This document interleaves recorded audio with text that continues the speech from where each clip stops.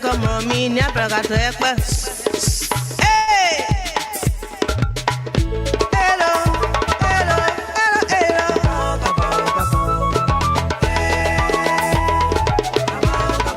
Chopra ya limie, yepa kukwebo.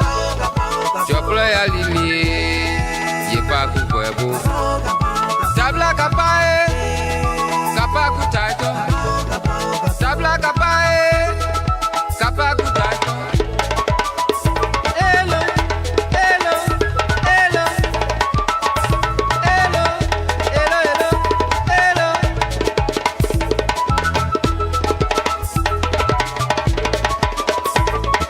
Ne program moment, tenga como mi, ne program trepa. Hey! Hello, hello, hello, hello.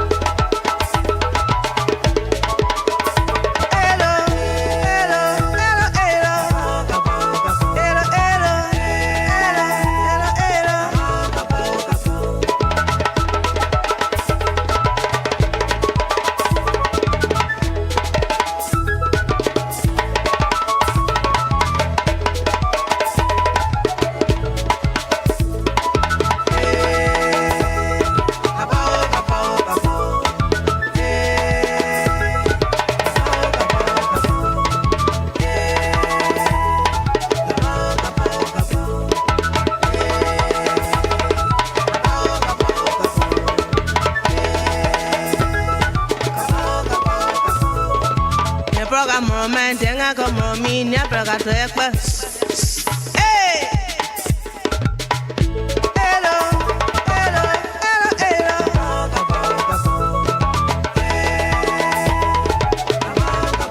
Choplo ya limie, ye pa kukwebo. Choplo ya limie, ye pa kukwebo. Tabla kapae, kapa kutaito.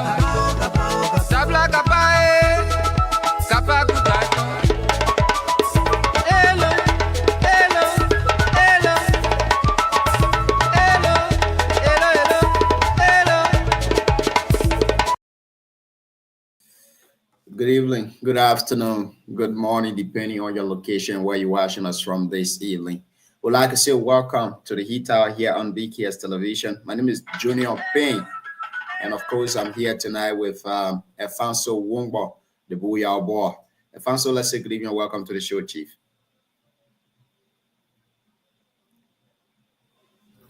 Yeah, Joe, how you doing? It's my pleasure. I'm trying some way, somehow, but a little bit.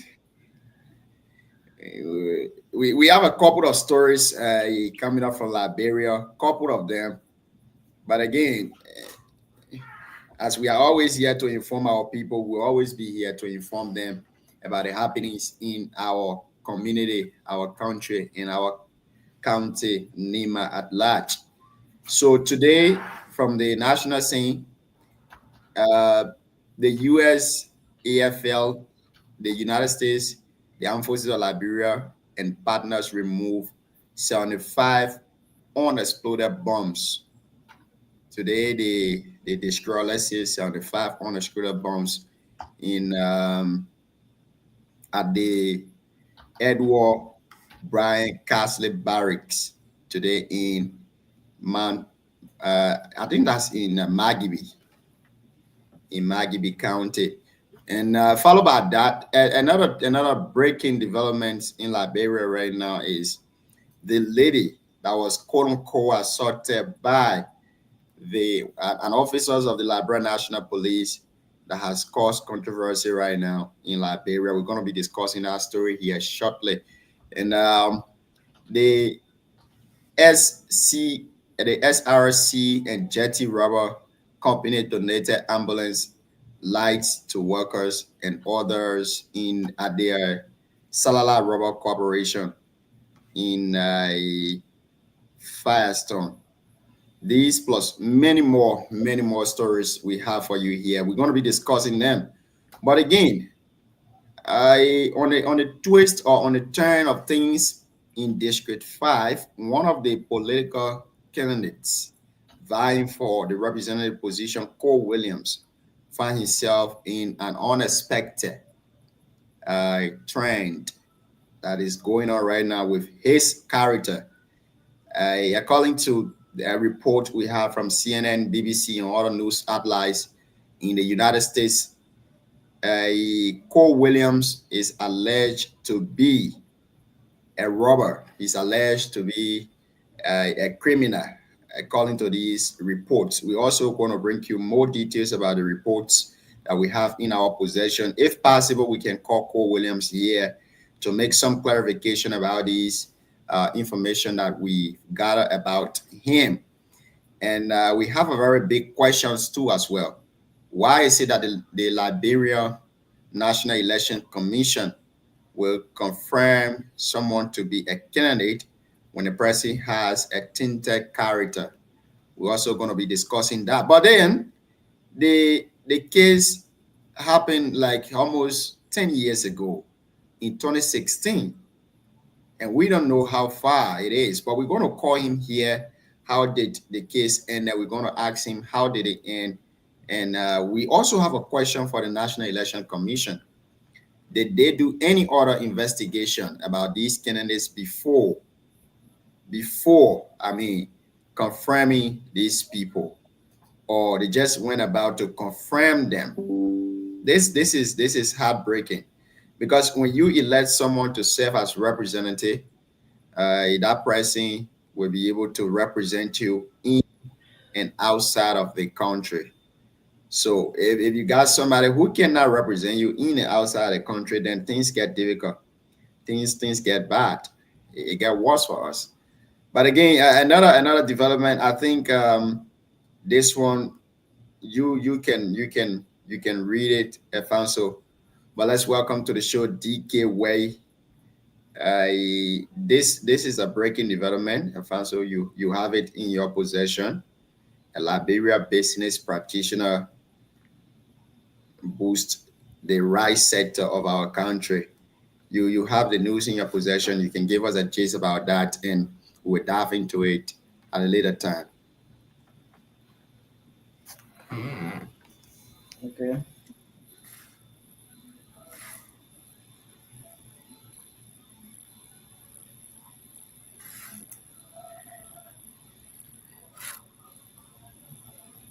TK, welcome to the show, boss man. Yeah, I see you looking calm today. Quiet. Certain thing going on. What's going on? No, the two of you, from Yole and thinking at me now. They say, oh, I can talk anyhow. So I want to respect boundaries. So every time you see me here now, be very calm. DJ Fanny fought on us, but nothing for that. No, don't put yourself in a photo, please. A photo is my brother. Yeah, No. they think we're doing it in a way that our people go on the other side, your people they can go different side. Because the thing about you, the way you introduce Blue Moon yesterday, it was so there's a number. There's a Nigerian number called same way like a big call. So he the one calling me too. I'm not picking it up. So yes. Oh, You have different way of welcoming people from. Yeah. We call them a number called same way. Yeah, they call me the other day. They say I was transferring money, so they send me text. Okay, I say okay. Let me post them. We say let me know who I was transferring to. Then they put their phone. So welcome. Is that Atasi? Yeah, Atasin Gonli. Atasi Gonli there. Oh, welcome Atasi. We've been chasing you over and over. At least you came today. Thank you and welcome. Listen to our two hosts. They will lead us through. But for the introduction, this is Atasi. I think I sent you guys Atasi flyer. Atasi was to be one of the candidates in the by-elections in Buyao, but he withdrew and later went to Glale and held meeting with people. Afterward, he pledged his support to one of the candidates. So he's here to take our questions. I don't know how long he's here for, but you guys can take over now. Thank you. Let's welcome to the show IT specialist in Shadrach G. Togwe. Shadrach, good evening and welcome to the show, Chief. Good evening to everyone, Jim.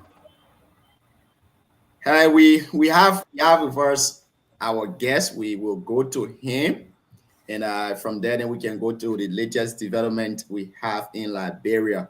Again, let's welcome to the show, Siawete Zoge Tua. Welcome to the show here this evening. Thank you, Jim.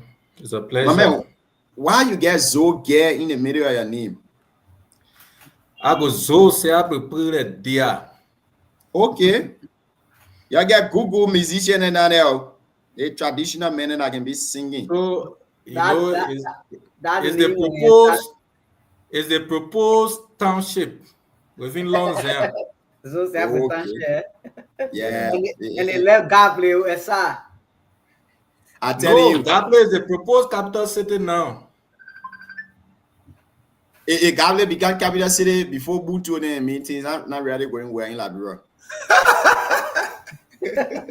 No, actually, Gabriel is bigger than Butu is the origin of the revolution. Gabriel is bigger than Butu. TK, how are you?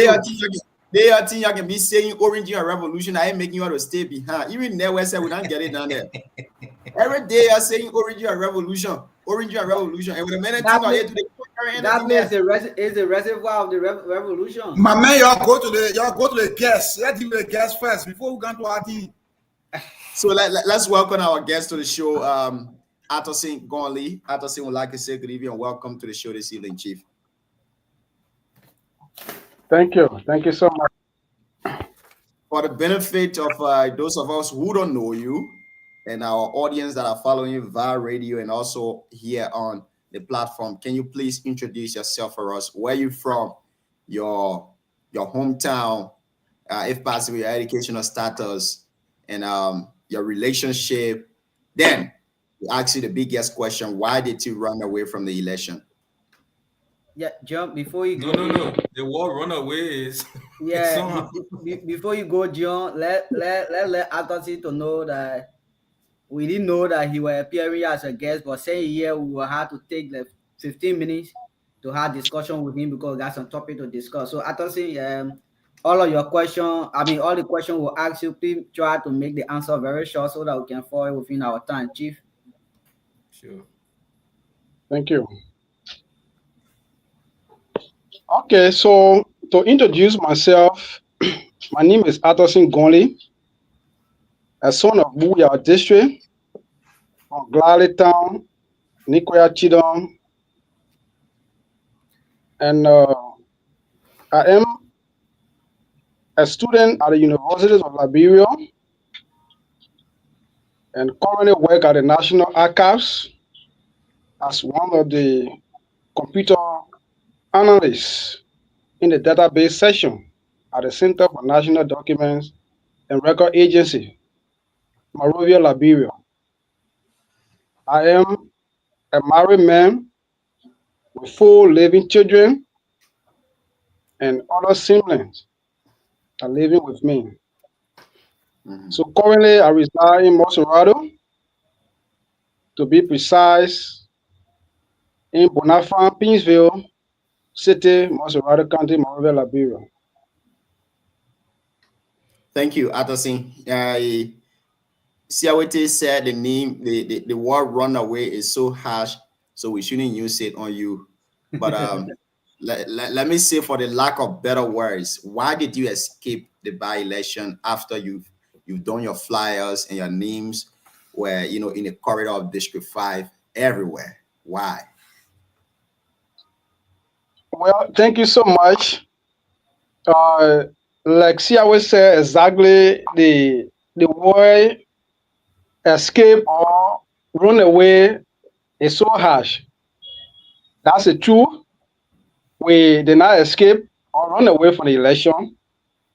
What happened? Every man had a vision, and for vision to come true, it requires more works. So initially, I told the people of Buya, even before the general election, that 2029, I will be contesting the representative election in the district. So when this by-election came abruptly, we went back again to reaffirm our previous commitment we made with our people as relate to the district higher seat. And they welcome it well. We begin to establish the mobilization, our friendship across the district. So there are a lot of awareness that we need to do. We think that we need to do more than that because by-election is just a crucial election. So based on the consultation with our supporters and other stakeholders, we decided to remain on our previous statement that we made with our people, commitment with our people that 2029 will come in the election. So by respect, we went to them and have them informed. We have a meeting with them and tell them the reasons that we want to have more awareness, more publicity, and even some engagement that will positively benefit the people of Buya. So they accepted it, and we decided to leave from this by-election and do more preparation for Vision 2029. So as you are not contesting in this election, whom are you supporting? Okay, when I left the district after the consultative meeting with our supporters across the district, we have a lengthy discussion as to whom to support in the by-election. we concluded that we support Orokoto Sewenwe Kwagu in this by-election. So that is our candidate, Tingoli, candidate for this by-election. Based on what backdrop did you come to the conclusion of supporting Koto Kwagu? Do you think he's competent enough to lead the people of District 5? If you are to rate you and Koto Kwagu leadership on a scale of 1 to 10, who do you think is better pass? Well, sincerely speaking, this decision was not based on Attosin Gonli alone analysis. That's why when my withdrawal came to the public, there were a lot of questions came to me as to whom I would support, and I told the public to wait. In leadership, it's good to hear from people that are following you than only unilateral decision taking. So that's why we had a meeting on the 12th of this month in Gladitown, and we have a consensus building, a view from all of our supporters, and the majority concluded that Koto is one of those who contested 2023 general election, came second to Koga, and right after that election, Koto was not thinking that there would be a by-election or such. So he maintained a working relationship with the people. He used to go to their call whenever they call upon him. He also been with the people until this by-election came. So for that reason, they recommended that since you are not in the race and we are preparing for 2029, you are a politician. You don't need to remain silent. You need to put us together so that we can support Koto. He's one of those that we love in this election. And based upon that decision, we left with no alternative. We decided to come on to the public and made that public declaration our support to Koto Kwagu for this by-election. So based on the recommendation from my supporters and my own political analysis survey in the district, I know that Koto will win, and Koto has a number for this by-election, so we decided to support him. So you're trying to say if you were to stay in this race, Koto are going to defeat you? That's not what actually I'm saying. Since I'm not in the race again, I weighed the remaining candidate. They are all our brothers and sisters, but I weigh all of them political strength, and I know very well that Koto will be the best for this particular by-election because it's best suited. Let me turn over to Afanso and DK. There is any question for you? Well, I don't have question for him. I only had maybe recommendation later, but let's DK go ahead. Just same here. Go to the okay. Let me do this. So, Mr. Gonli, you said because you weren't prepared in the by-election team, probably you are preparing hopefully for 2029. What happen if your people tell you to give the person you pledge your support to the opportunity to recontest? What will you do? Did you get my question? No, you are breaking in according to him, so you got to relay your question. Okay, so sorry, somebody was calling me. So I said you were pledging your support to Koto Kwagu because the by-election came abruptly and you want to prepare for 2029. So if your candidate is successful and he's seeking the second term, will you still contest against him in 2029? Thank you. all right. The answer is yes. This by-election is an election that anyone who will win will be completing the tenure of Senator Koga. So the issue of general election in 2029, we decided not to remain silent for now, but in 2029 election, we will be fully prepared because our awareness will go across the district. there are some needed projects that our district will need for us. We'll be able to implement them and will be fully capacitated to go into the process. So by completing the tenure of Koga, we're giving a completion to Okoto, but 2029 will be on the ballot, trust me.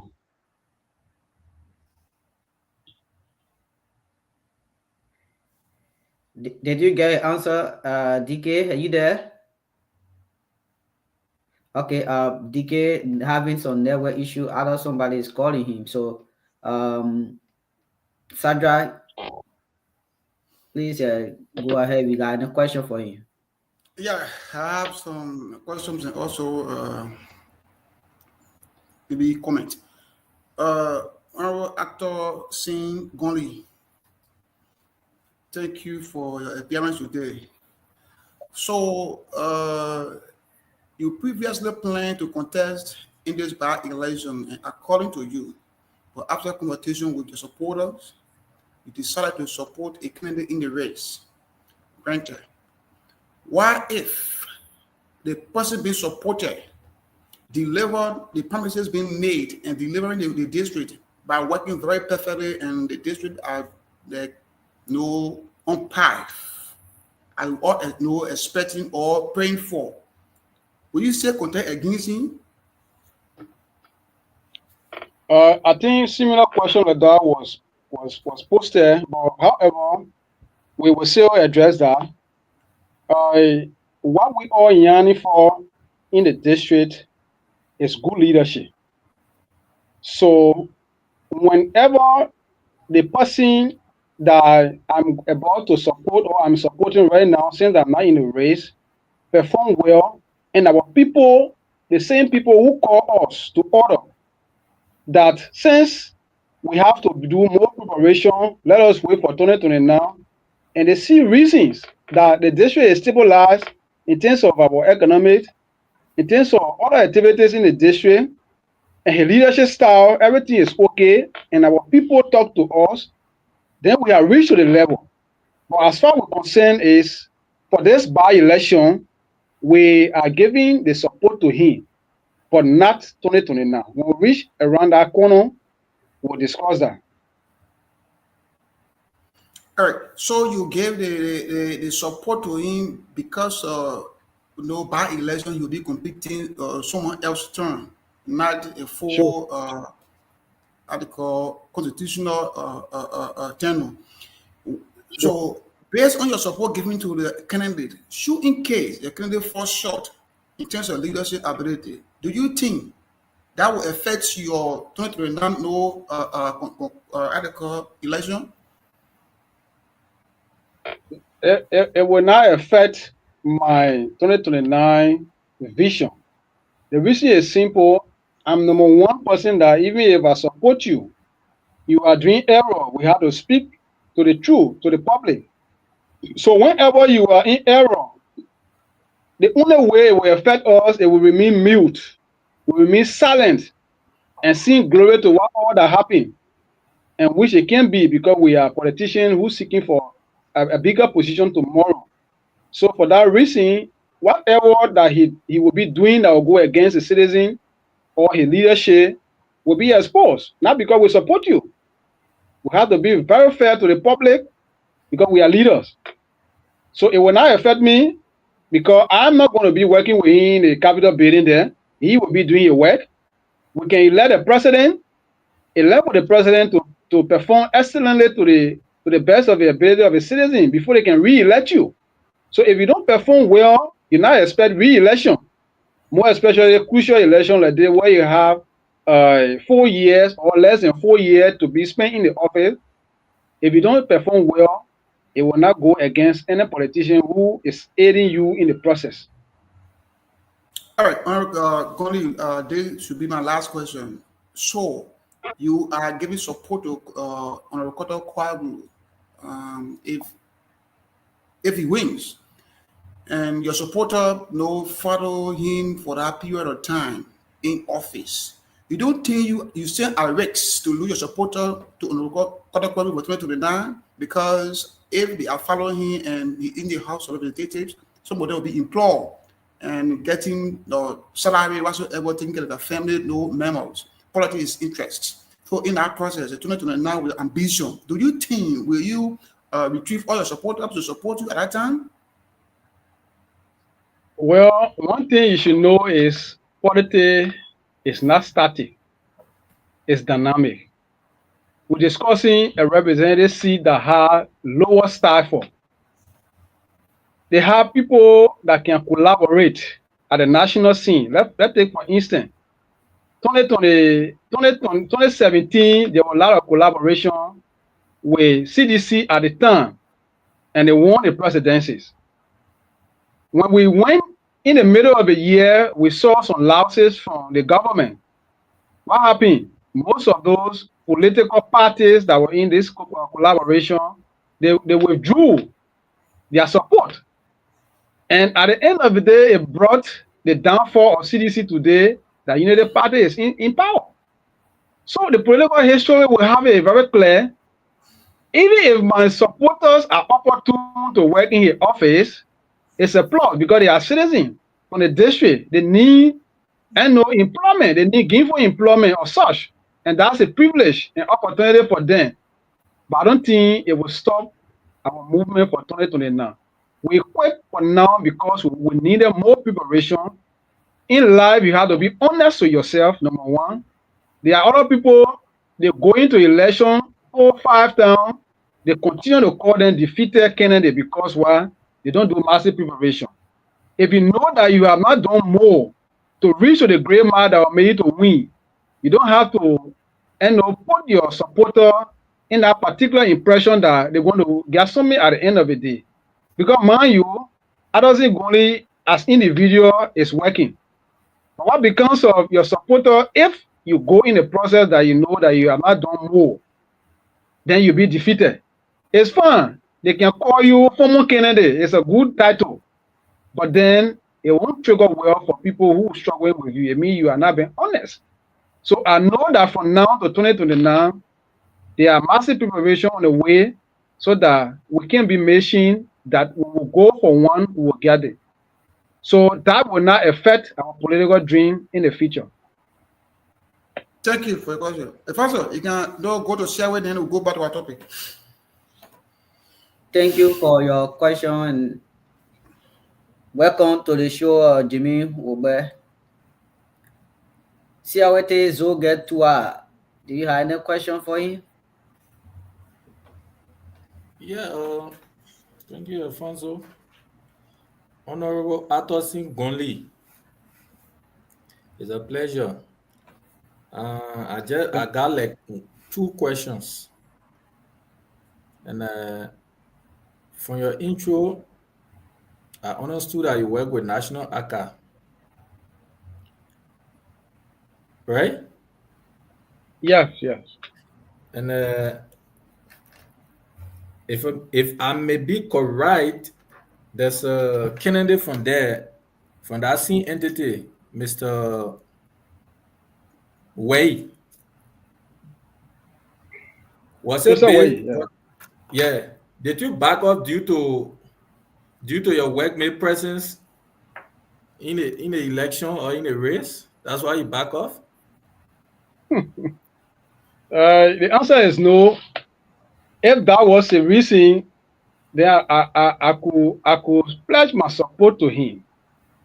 Joseph Wei has been one of my political leaders before. I supported Joseph Wei in 2011 election and 2017 election.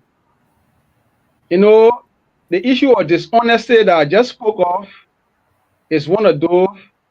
He's one of those that are into it. When we went to 2011 election, we supported him. We tried small. I think at the time we came 4th place. Then 2017, we took place in like 4th or 5th place again. But the result was not too encouraging.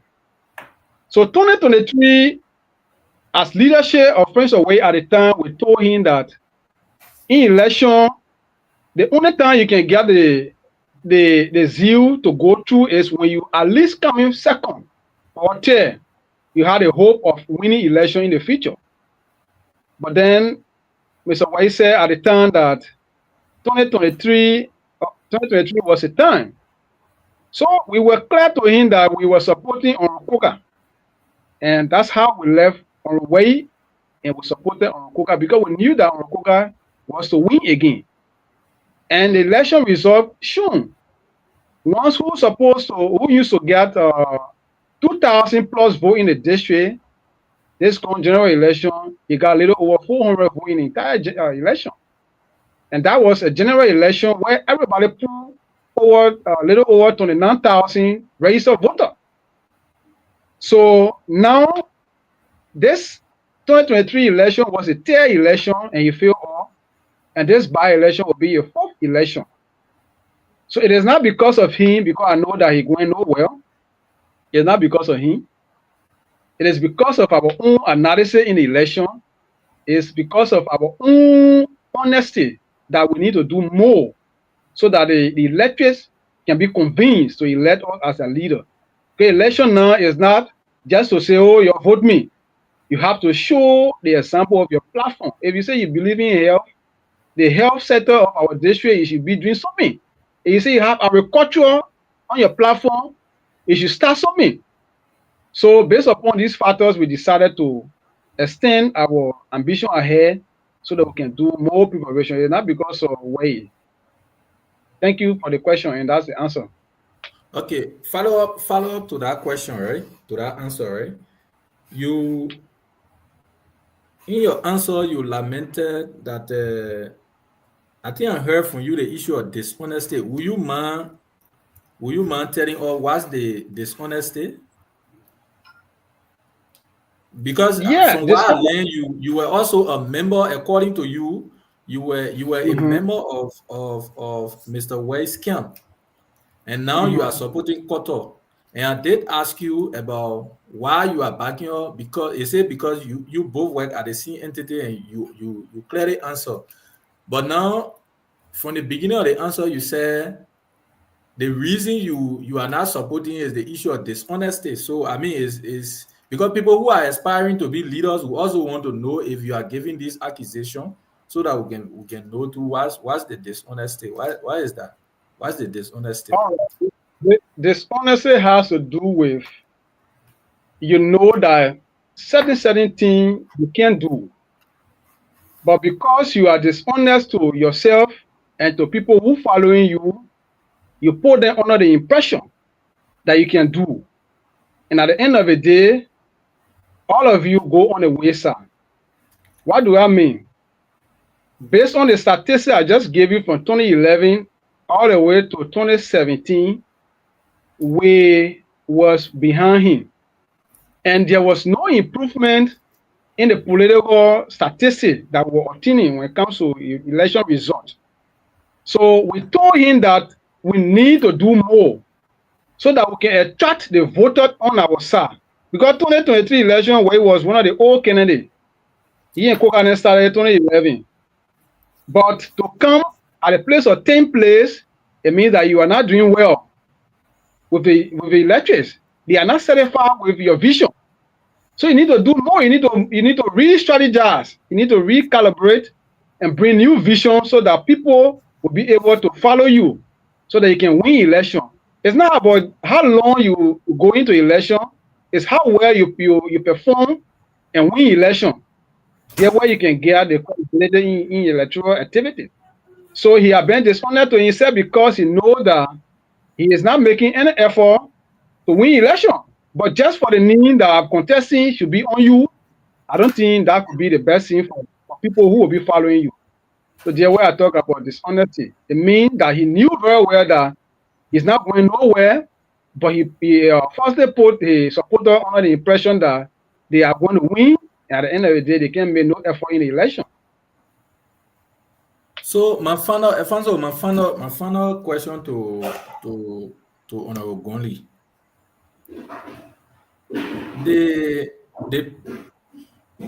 Your support to Honorable Kwagu, is it based on what different from because what I'm seeing here is the issue of Mr. Wade contesting and not winning the election. That's why you are giving your support to Honorable Kwaku. So what's the difference from Honorable Wade's platform to that of Koto's platform that you are shifting to support Honorable Kwaku? Is it that Koto have different platform that beats the platform on our way, or because on our way had not reached second play or third play, like you said? Is that a real reason that you are supporting Koto? Thank you. I think the issue of way, it was just something like question from you. I don't think it's actually based on the discussion tonight, because I even told you here that the past election are not even supporting. That's the first thing. So if I was still supporting him and leaving him to go to Kwaku, then I think that question can come to me. But I told you that in two separate elections, 2011 and 2017, that's the time I was supporting him. But looking at the political analysis, we told him not to even go for 2023 election. And he forcibly went, and he no more even reduced more than even before. Because number one, in election, you need to have base. Why you so only got vote in my own hometown, which is Glady, that only play you so win election. On Rokoga in Banwe and Butu, because they were his both parents from, his mother from Butu and his father from New York Banwe. How will you be in the election, then your opponent defeat you in your own area? Two different elections. So I don't think I was still with way that will be discussing him, because I was not with him even in the past election. The past election I supported on Rokoga when we were in election. So I just want to make that clarity, because it's not because of way or not because of a business that why I went to Koto. No. Okay, thank you. Thank you so much, Siawete Zogetua. Thank you, Addison Gonli, for being here tonight. In your final words, what can you tell the people of District Number 5? All right, first of all, I want to applaud Radio BKS TV platform tonight for granting me this opportunity to be able to speak to our people of Liberia, Nima County, Buya.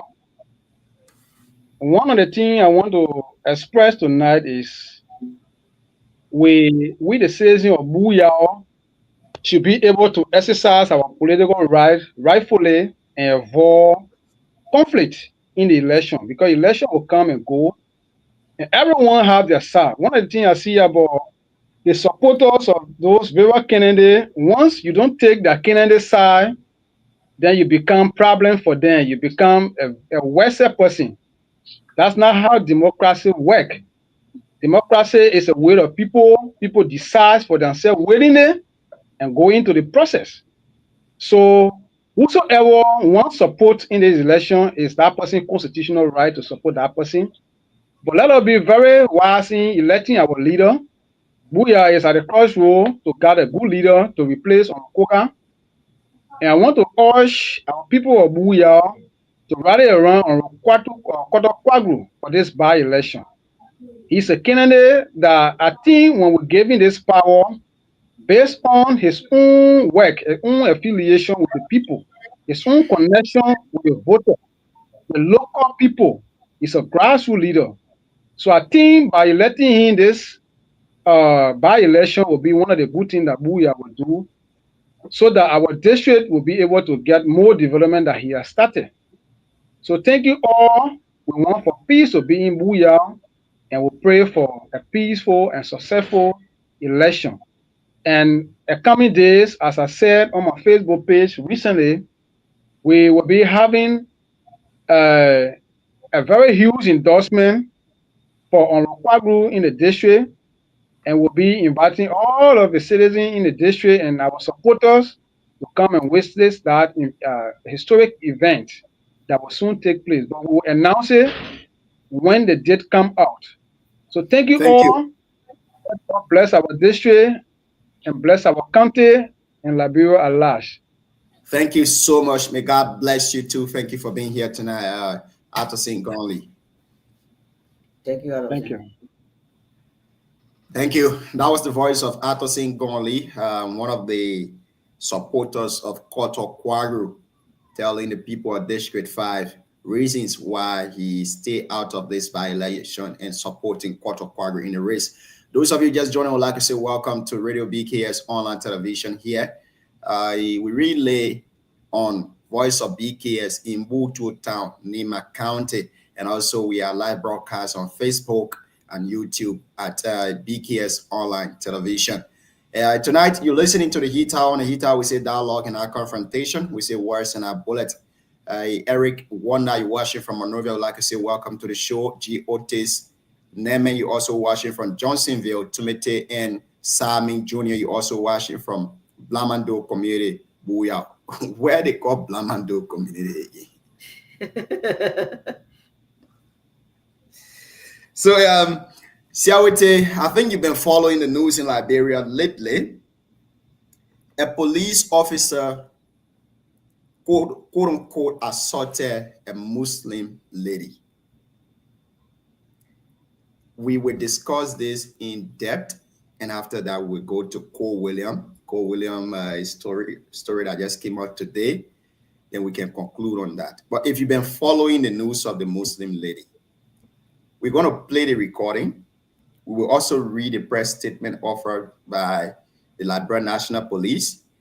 And then we'll also play some of the protests that was done by the Muslim community both yesterday and today. We're going to play that, and we can have our say on it. Do you think the Liberia National Police officer was in error carrying on this duty? Do you think he actually assaulted the lady? And I want us to take into consideration all of the relevant laws.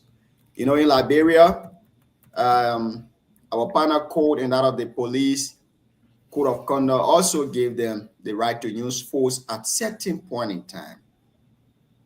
Good morning, good afternoon, good evening, wherever you are watching.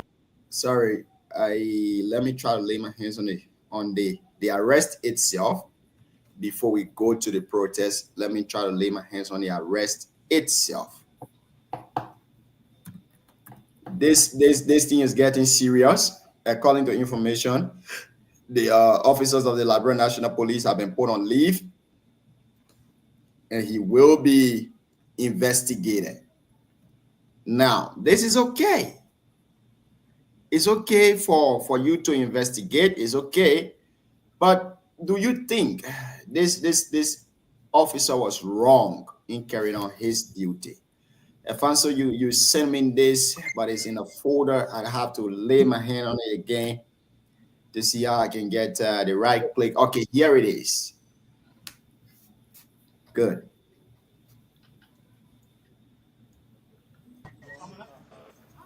Yeah, just I got you force on. Doctor, If I you force on, you'll be back on.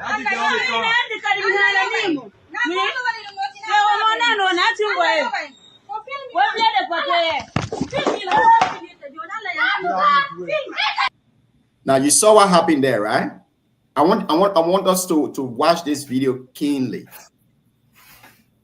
Now, watch out. Doctor, If I you force on, you'll be back on.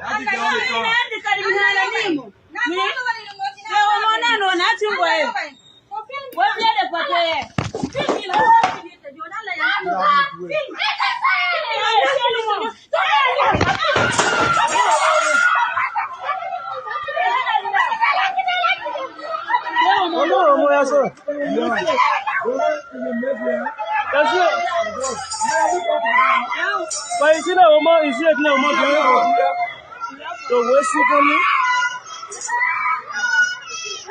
I beg you, brother, I beg you. No, man, I go do it.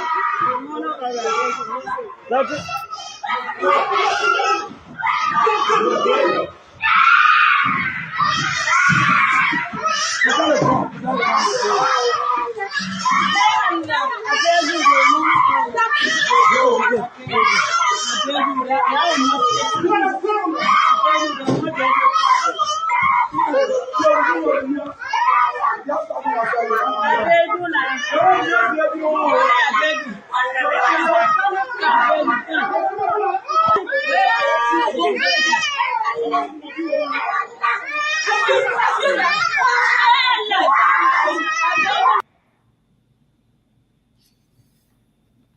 Siawete, you watched the video.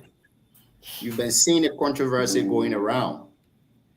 I don't know whether you listened to, you read the press release by the Liberia National Police, but I will just give a gist of the press release, then we can have this discussed in depth. Yesterday, the Liberia National Police issued a press statement that they has taken swift action in response to an alarming video circulating on social media despite a police officer using force on a woman carrying a child and allegedly removing her head covering. This footage is unacceptable and contrary to the values of our institution, that is the Liberia National Police Institution. The Inspector General of Police, Honorable Gregory Coleman, has ordered an immediate, thorough investigation to hold those involved accountable. The Liberia National Police acknowledge the cultural and religious significance of the woman's head covering and emphasizes her commitment to respecting human dignity. The presence of a child during the arrest is particularly egregious, highlighting the need for officers to exercise utmost care and restraint. We assure the public that our investigation will be transparent, impartial, and swift. We will provide regular updates and take necessary actions to prevent future reoccurrence. The Liberia National Police is dedicated to serving the public with professionalism, respect, and empathy. We condemn any form of aggression, misconduct, or disrespect by our officer. Such behavior undermines our mission and will not be tolerated.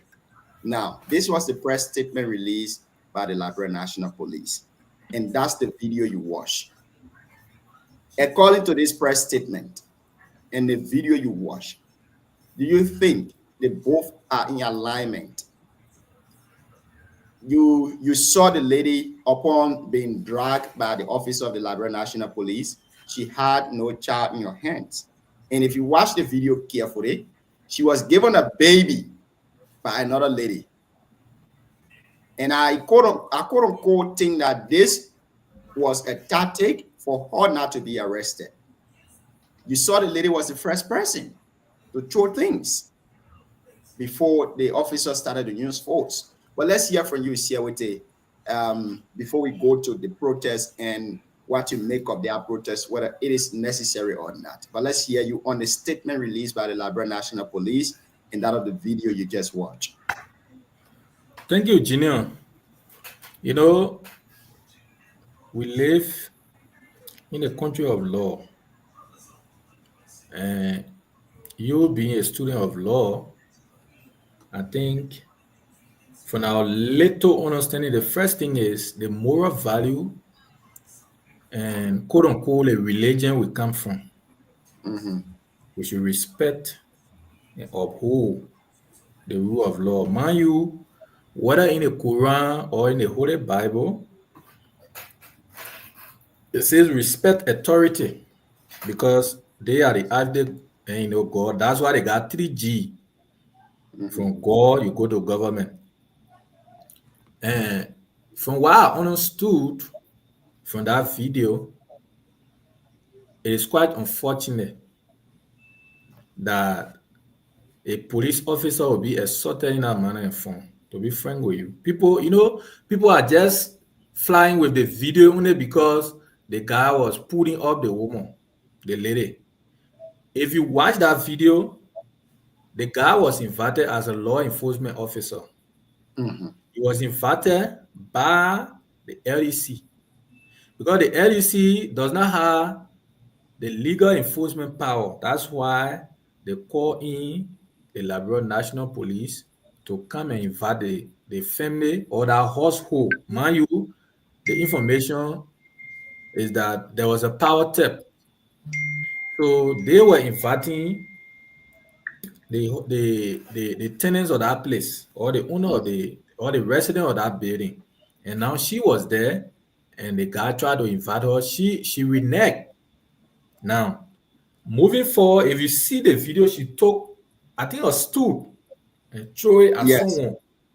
And try to prevent them to not even come around because she was reneging to go. Now, where the problem come in is that when she took that soup, I'm told that soup, when you watch that video, took the soup and wasted it on the police officer. Mm-hmm. That hot soup. So, I mean, the law of nature, self-preservation, not because the man went as a police officer, but people are not looking at that kind of grave assault that was melted against the police officer. What she needed to do was quietly, oh, my husband is not here. Let me call him. You talk to him. She did not do it. She took law into her own hand and start to, assault the police officer. Nowhere in the world you will see, even if people driving, a police stop you, you put your hand up. But in Liberia, it's on the contrary. People disrespect our officers. People disrespect our officers. I don't even want to say, oh, where they come from, to say, oh, because she's a Guinean. No. The first thing is, whether you live anywhere, you should live under the organic law of that country. The first thing, power theft, stealing current is a crime. So once you are being accused, you go and exonerate yourself.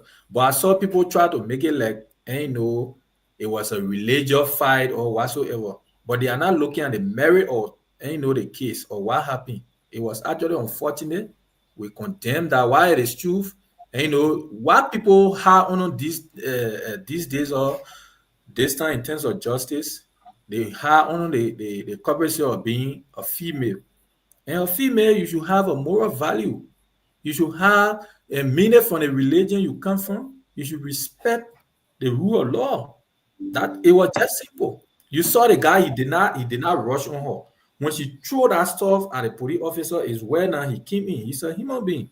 Not because he's a police officer. There's nowhere in the world you will be assaulted in that manner and phone you stand. But as it is, for me, my disappointment too is with the Liberia National Police, even today, from the way they spoke. But that's their own administration. But I think the investigation should be done properly, and that lady need to be investigated because, like, when you see the video from the beginning, she didn't have child in her hand. Only because when she wasted the soup on the guys, she deliberately took that child to be like they were putting the child from her and try to force her out. And it was wrong. It was actually wrong. So the police need to put due diligence in that investigation. That's for me, I'm listening. Do you think that the statement released by the police is balanced from the video that you watch? To me, it's not balanced. It's balanced. For me, what I see is that the police try to satisfy the public sentiment that is surrounding the misfortune over there. Because if you watch that video, the police officer was standing. He did not just rush on that woman. It was on the basis of the assault she carried on. That's what led to the guy action. Because if you go, the first thing is under the law or the penal code, if somebody shoot you or if somebody maybe take knife or something and harm you, you have the right to prevent yourself. She's a lady, we understand, but equally the guy could prevent himself. So if she had taken maybe gun and shoot the guy or taking collar and chop the guy, will we say, oh, because she's a lady or she's a Muslim? Is that the woman prevented the officer from going from arresting her? She reneged. So for me, in my mind, he as an officer, I think where the problem came from was when she spilled the soup on the hot soup on the officer, and it was actually disingenuous to the guard function. You don't do that. Nowhere in the world police will go to arrest you, then you throw something at him. If also you are in a state, even a police stop you, the first thing you do, you put your hand up. Thank you so much, Efanso. Let's hear from you. You live in Minnesota. You know how police they operate. Do you think if this incident was to occur in America, gun will come in fire? Thank you, John. The first thing, I don't even want to compare Liberia and America because Liberia is far beyond America. Even one state here, Liberia is far behind. So I don't think we have to be doing that comparison. Notwithstanding, we practice the government model of the United States. So everything the United States does here, that these are things we need to do also there in Liberia. Same we're practicing the same democracy. Anyway,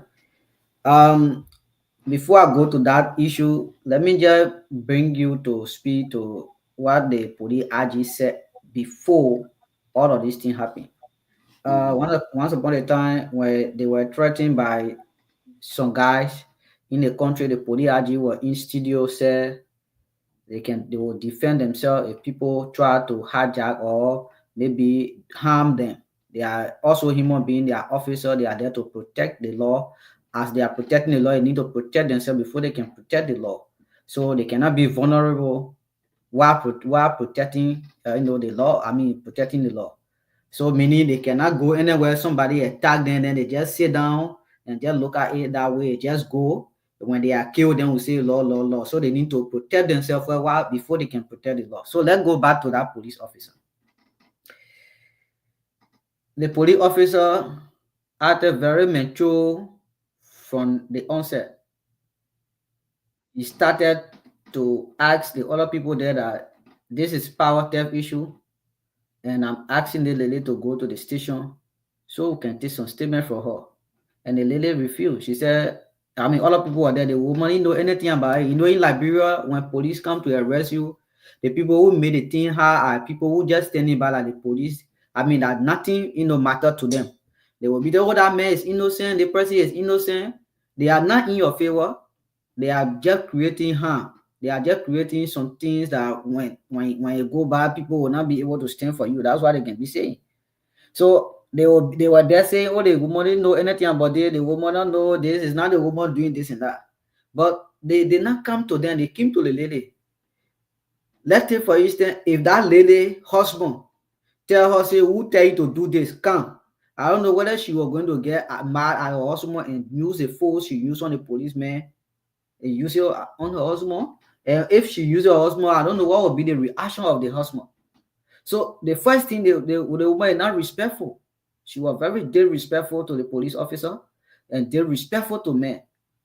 In the culture, the country we live, we got culture and tradition. Whether you are Muslim, you are Christian, we got culture, we got tradition.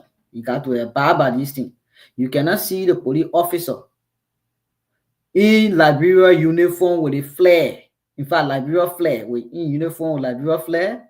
You take something and hit him or waste soup on him. That's the country you attack. You don't attack that individual personally, but the country as a whole, you attack the country. So we shouldn't be acting. We say one law. Let there be justice. Then we ourselves against the justice. Police are now a day in Liberia the vulnerable people in the country. Everything that happened, the police are in the condition that they cannot escape it.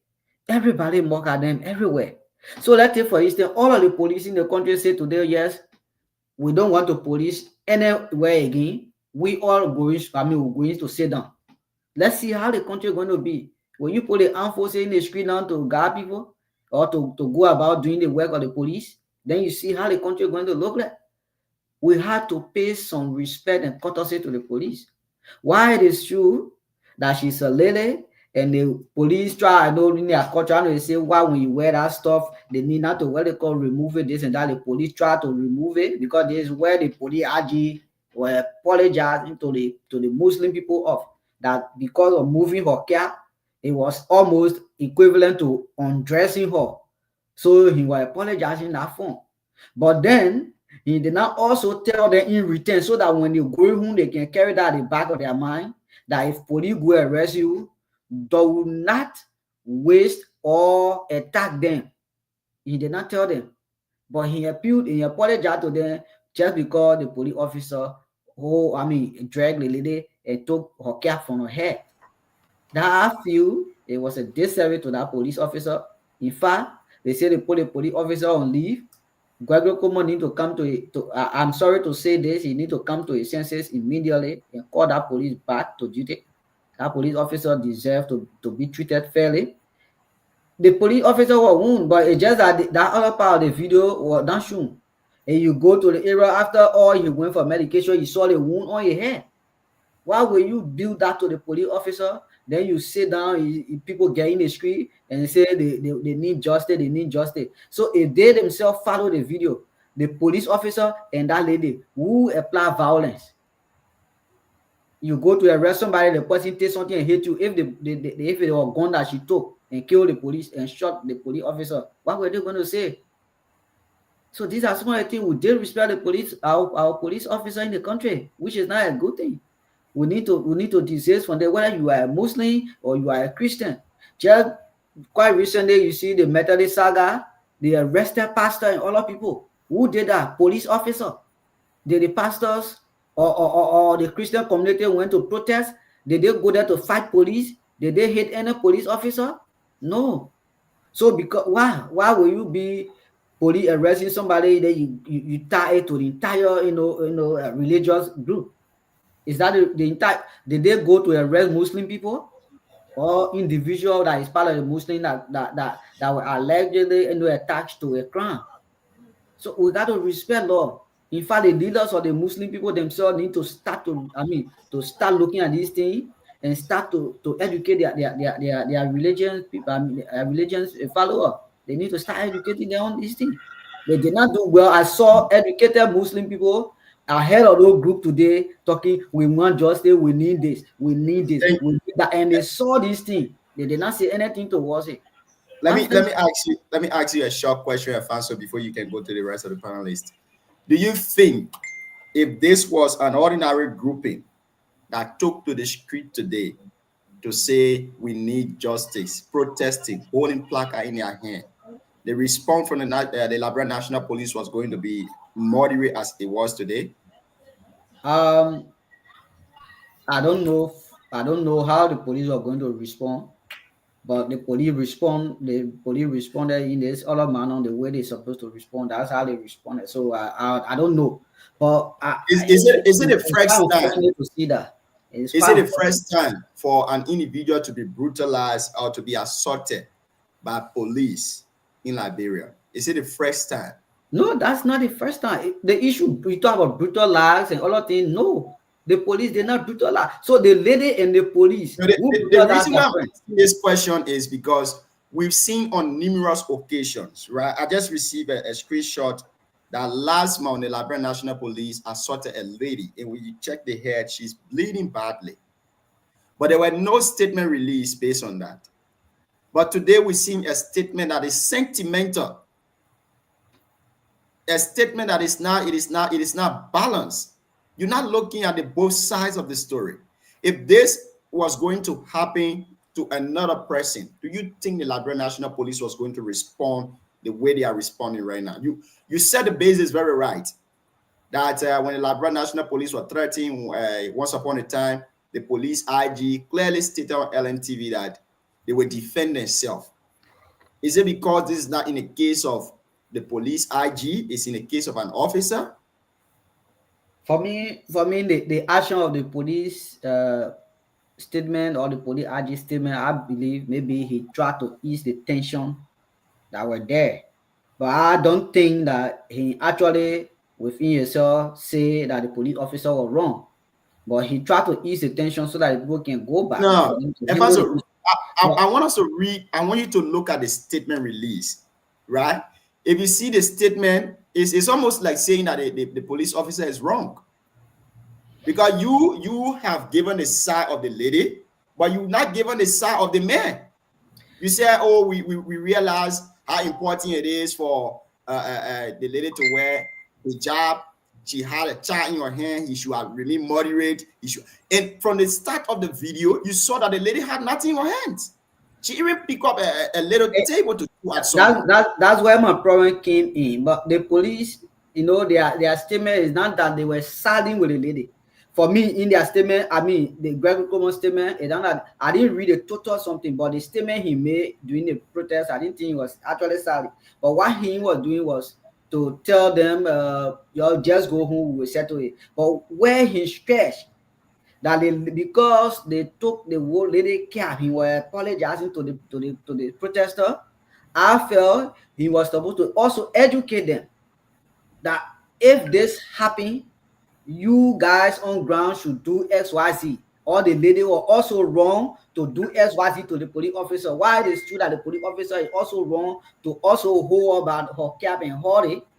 It is also wrong that she did what she did what she did to the police officer was wrong. I believe so. You see, but he did not say it that way. So all of them went with that mindset that the police officer, the RG already apologized to all that the thing the woman did was right, the police officer was wrong. That is the notion they will carry. But he's supposed to also make it clear on both sides that you were wrong and you were also wrong in this way. So that when they go home, they will say, okay, even though we carry our case, but this is the outcome. Even though the total outcome has not come because he said they were going to go through the case. But I feel disenchanted when this siding with the group and then left the police officer issue abandon. No, that's why my disagreement comes in. You see, but yeah, the police also need to he on record for expelling police officer when they are on when they are not on their when they are not doing their duty. When they go against people, he also try to punish them somehow. But this one, he need to actually take a look and punish. If you want to punish that police officer, it shouldn't be a punishment, it should be a training. But that lady should bear the consequences of disgracing the Liberia national flag. I don't care where she come from, whether she's from Guinea, she's from Mali, she's from Liberia, or she's a Muslim or Christian, she must be able to bear the consequences. Thank you, Afanso. You can go to the next panelist. Okay. Sadra. Yeah. Hey, thank you. After Sadra, will come to you, okay?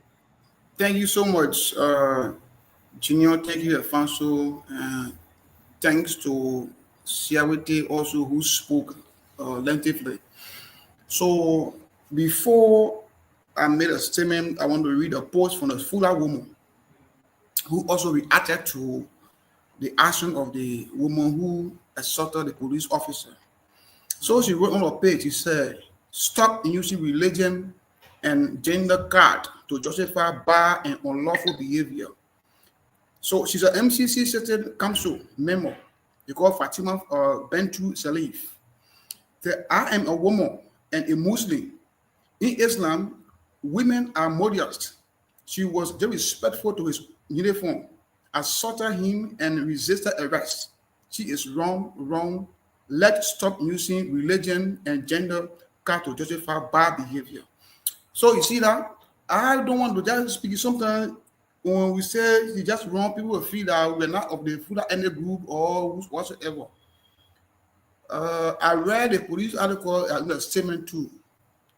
Why it's true they were trying to act professional, again, they didn't give the other side of the story that Afanso rightly said. You were peacefully invited. If you are not a doer of the act, the duty is to tell the police officer, "Sir, let my husband come," or follow them, know you go, you play yourself. Power theft in Liberia now is a very serious crime. So, LEC will not arrest you or take you to court whatsoever, but invite state security to do the arrest.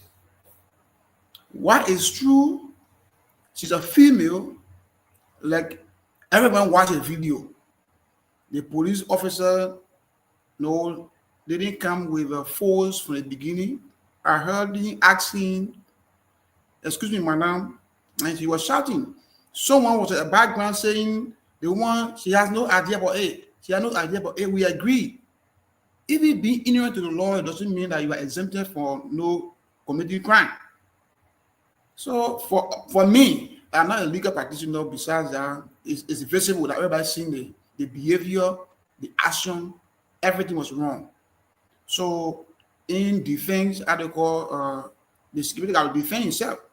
One of the speak-ups said why the next action should maybe take collapse or something, the gun, and fire the man. So we always sit there and say, okay, the police should have known better to defend himself from the beginning. The first time they hit him, he stood there, he didn't do anything. The second time they hit him. So people was, we are just difficult to deal with as human, especially in Liberia here. We don't respect state security. So people should start by empathy from the public and into leadership. I agree with a very good trained security police inspector, but sometimes we shouldn't just man the public outcry and make decision, and it become a value in that perspective. So we gotta be very cognizant of what we say. That I like what Efado said. Why is you want to ease the tension equally so do the reverse statement to also educate them. Police, that's state security.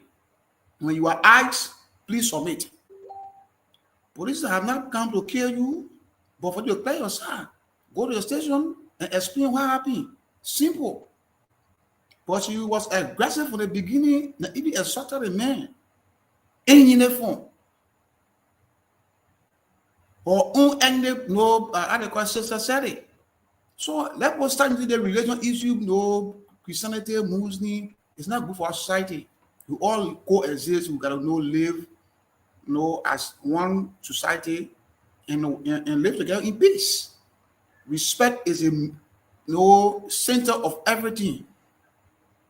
So not the whole other panelists and other people view maybe that will educate the public also about other aspects about responding to police, requests or whatsoever. I will stop there and give you time to get other panelists. Thank you, Sandra. Thank you very much. I get to Uber now confused now which one the Uber will take for. Anyway, let's see. Let's assume first. Let me wait. Jimmy will back in first before Arthur. So let me take Jimmy. Then from Jimmy we'll go to Arthur.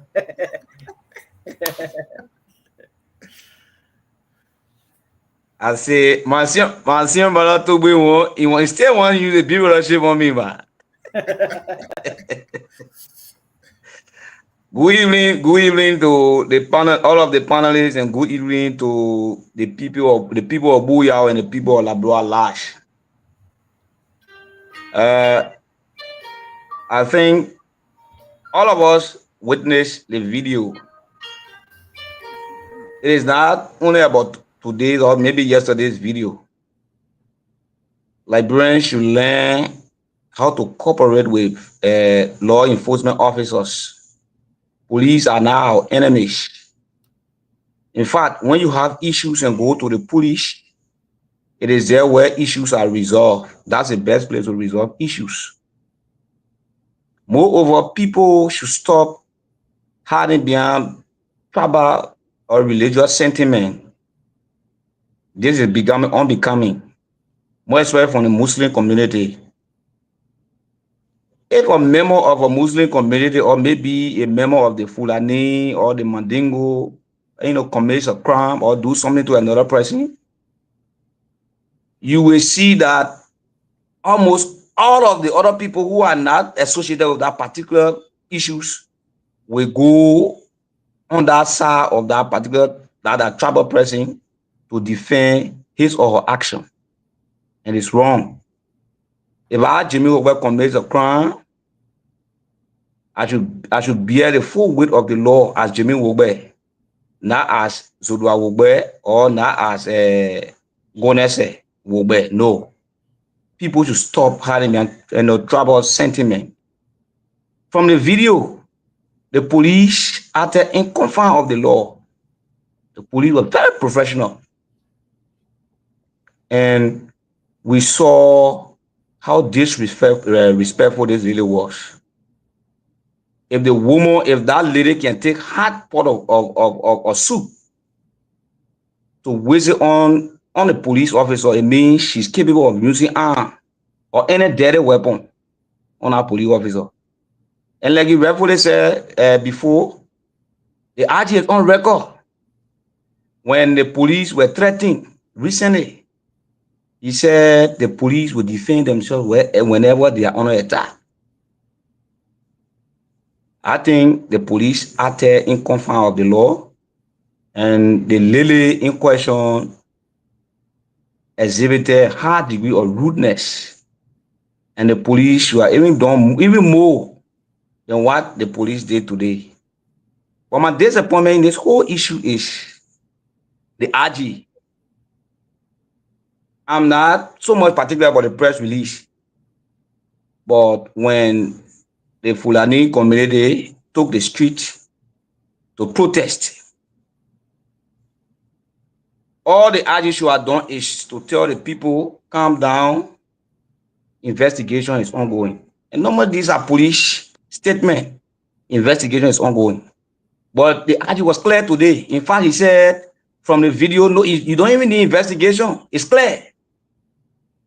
For the fact that the police RG had apologized to them today, it means that they were in the right. It's clear. Go back to the recalling. It's there. He said, in fact, that you don't need recalling from the action of the police. You don't even need to investigate. So I think the action of the RG was wrong. You should not be endangering police officers. They are human beings. They are somebody's husband. They are law enforcement. They are people's fathers. So you can't endanger their lives. If someone uses force on them where they are exercising their lawful duty, whatever required of them in confines of the law, it should be done. She committed 2 crimes. Obstructing justice. She obstructed justice. And then the issue of power theft. So I think the police acted in confines of the law. The lady was very rude. She deserved the form and manner in which the police handle her issues. And then the RG, the action of the RG was wrong. And I think he needs to apologize. I want to conclude by saying this. We are closely monitoring the issues. And if for any reason the RG takes any action against the police, either by suspension or maybe expulsion, we too will lead protest in demand of the RG resignation. RG will lead protest in demand of the RG resignation. Thank you. Thank you very much, Jimmy Zewube, for your points, and welcome to the show, Bobby Wanti and B. Magluon. Welcome to the show. The action of the Liberian National Police that led to mass protest today at the police capital is the one we're discussing. What's your say about it? We'll go to Arthur Ube to have a say about this.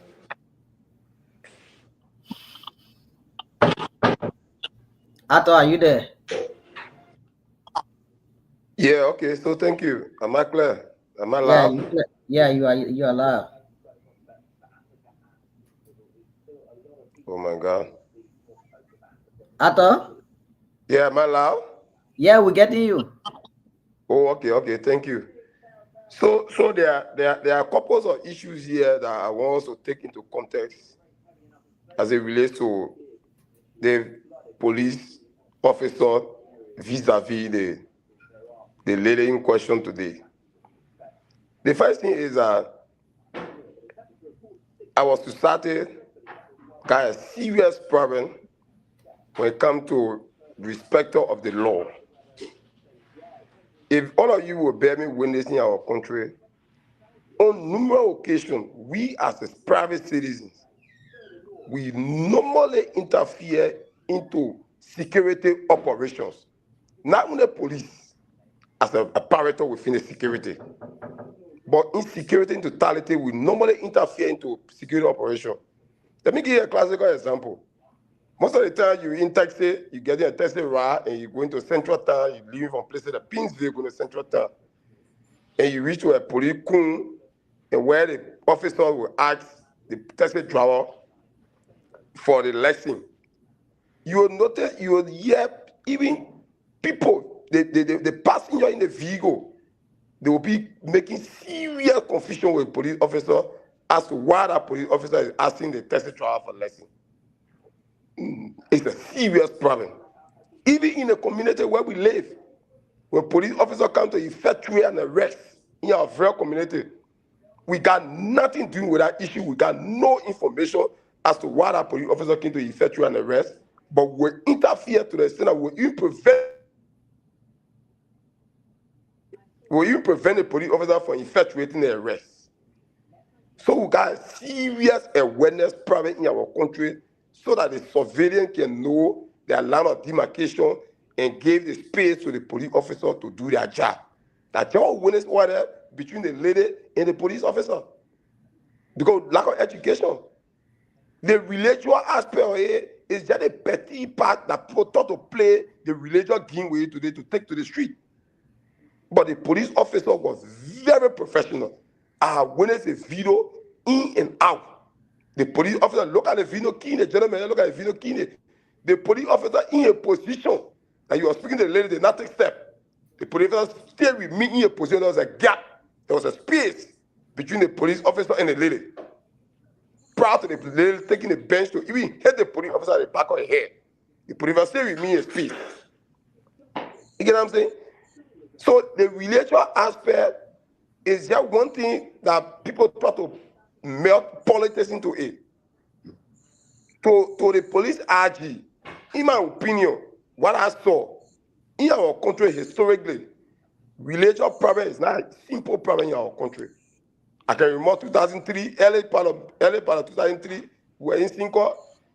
Small thing just pack up to the mosque between one so-called Christian guy and a Muslim guy. That thing pack up, a Muslim and Christian war in Monrovia started to the mosque on 17th Street down the beach. It spread in entire Monrovia. So when you listen to police RG Gregory Como talking the way he spoke today, he was trying to ease down the religious tension that was breeding up. Mind you, the police officer in question comes from a community that I'm told is a predominantly Christian community. They also witnessed a video, they followed the situation. They were getting angry. The police got a tip that they were getting angry to come in defense of the police officer on grounds that the police officer was a Christian. Said the Muslim people were out. The quote-unquote Muslims were out. So Gregory played a professional role, not to allow the thing to escalate, to allow another religion to join into it. So he said, oh, you're sorry, and we apologize for the way they treated the woman to take her, by taking out the stuff for her hair. We apologize. He was not giving her apologies for a legal background, but for a reconciliation and conflict resolution background, not to allow the situation to escalate. Based upon that, he made a statement. Go again. And when there's a Gregory video, Gregory also said that we will investigate the case to the letter because we got a video footage in our possession. Now, what he said, it means that was just the beginning of the case. But because of the video, but go and when there's a video, those are in the process to see the human being. Have you guys seen the conglomeration of people who are in our crowd today? There were serious minor politicians in the country in our crowd today. That the guy who read our press statement, that Bamba guy who read our press, do you know Bamba? Hello, you don't know Bamba who read our press statement? Yeah. Gentlemen, am I clear? Yeah, we got you, yeah. Yeah, you know Bamba. Bamba was the chief of officer to Jefferson Kochi.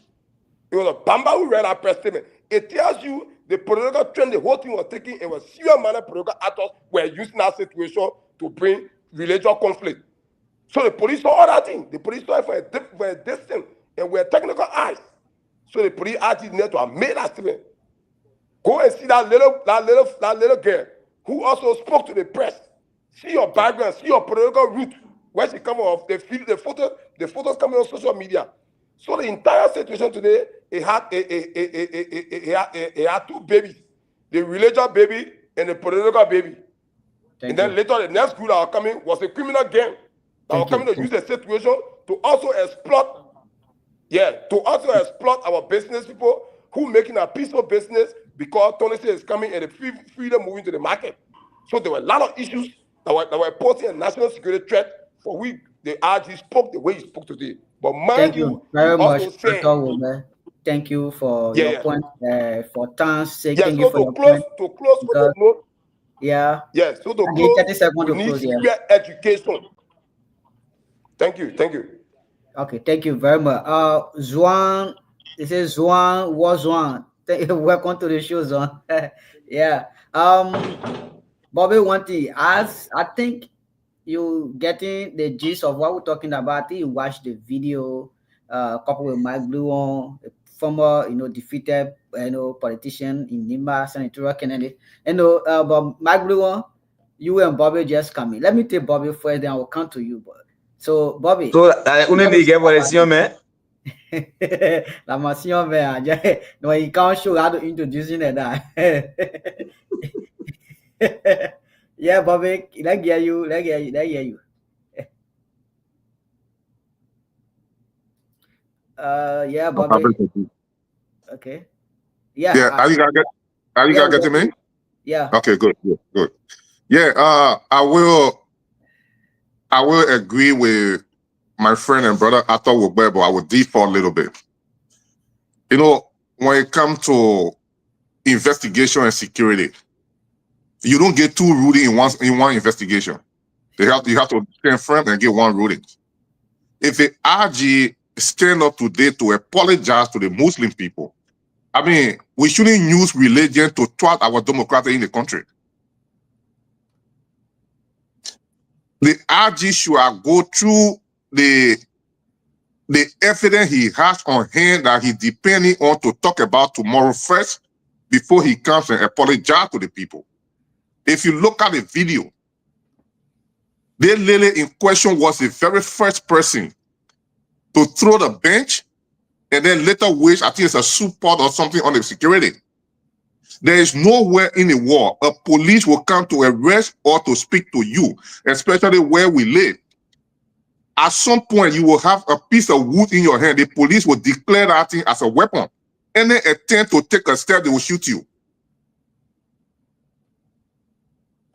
What more about you as a female?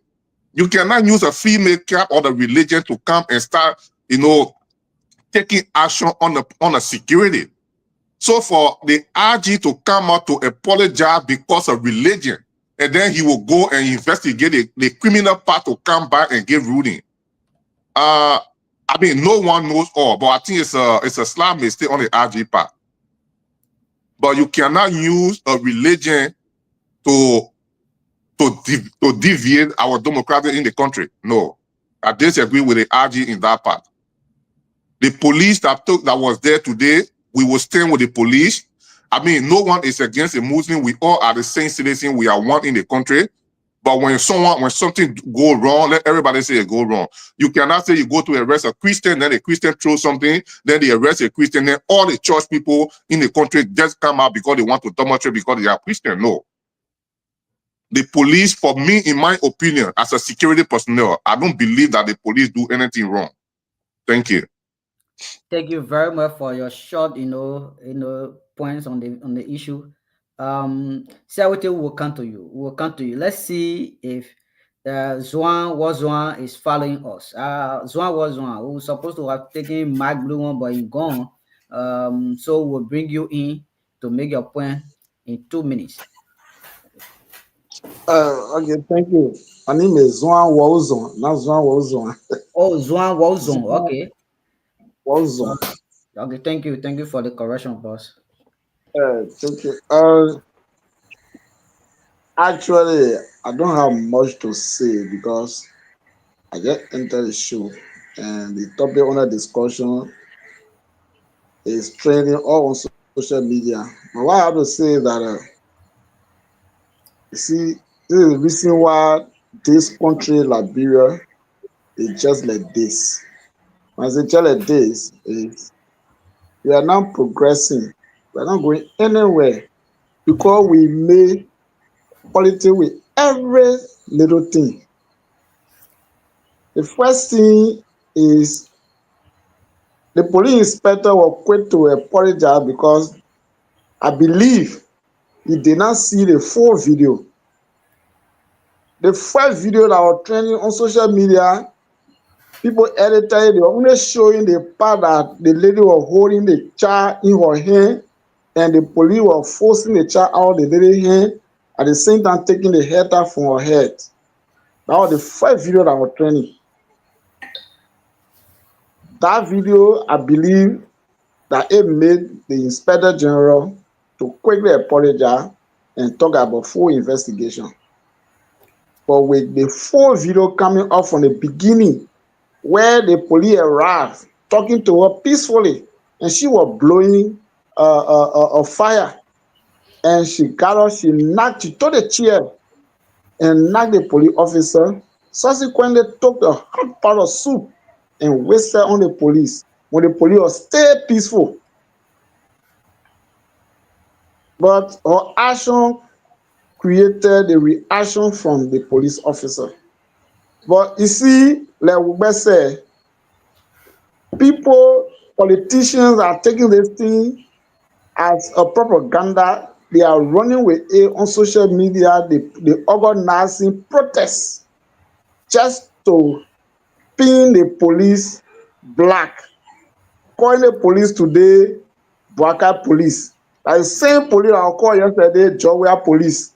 That is the same police that is called today, Bwaka police.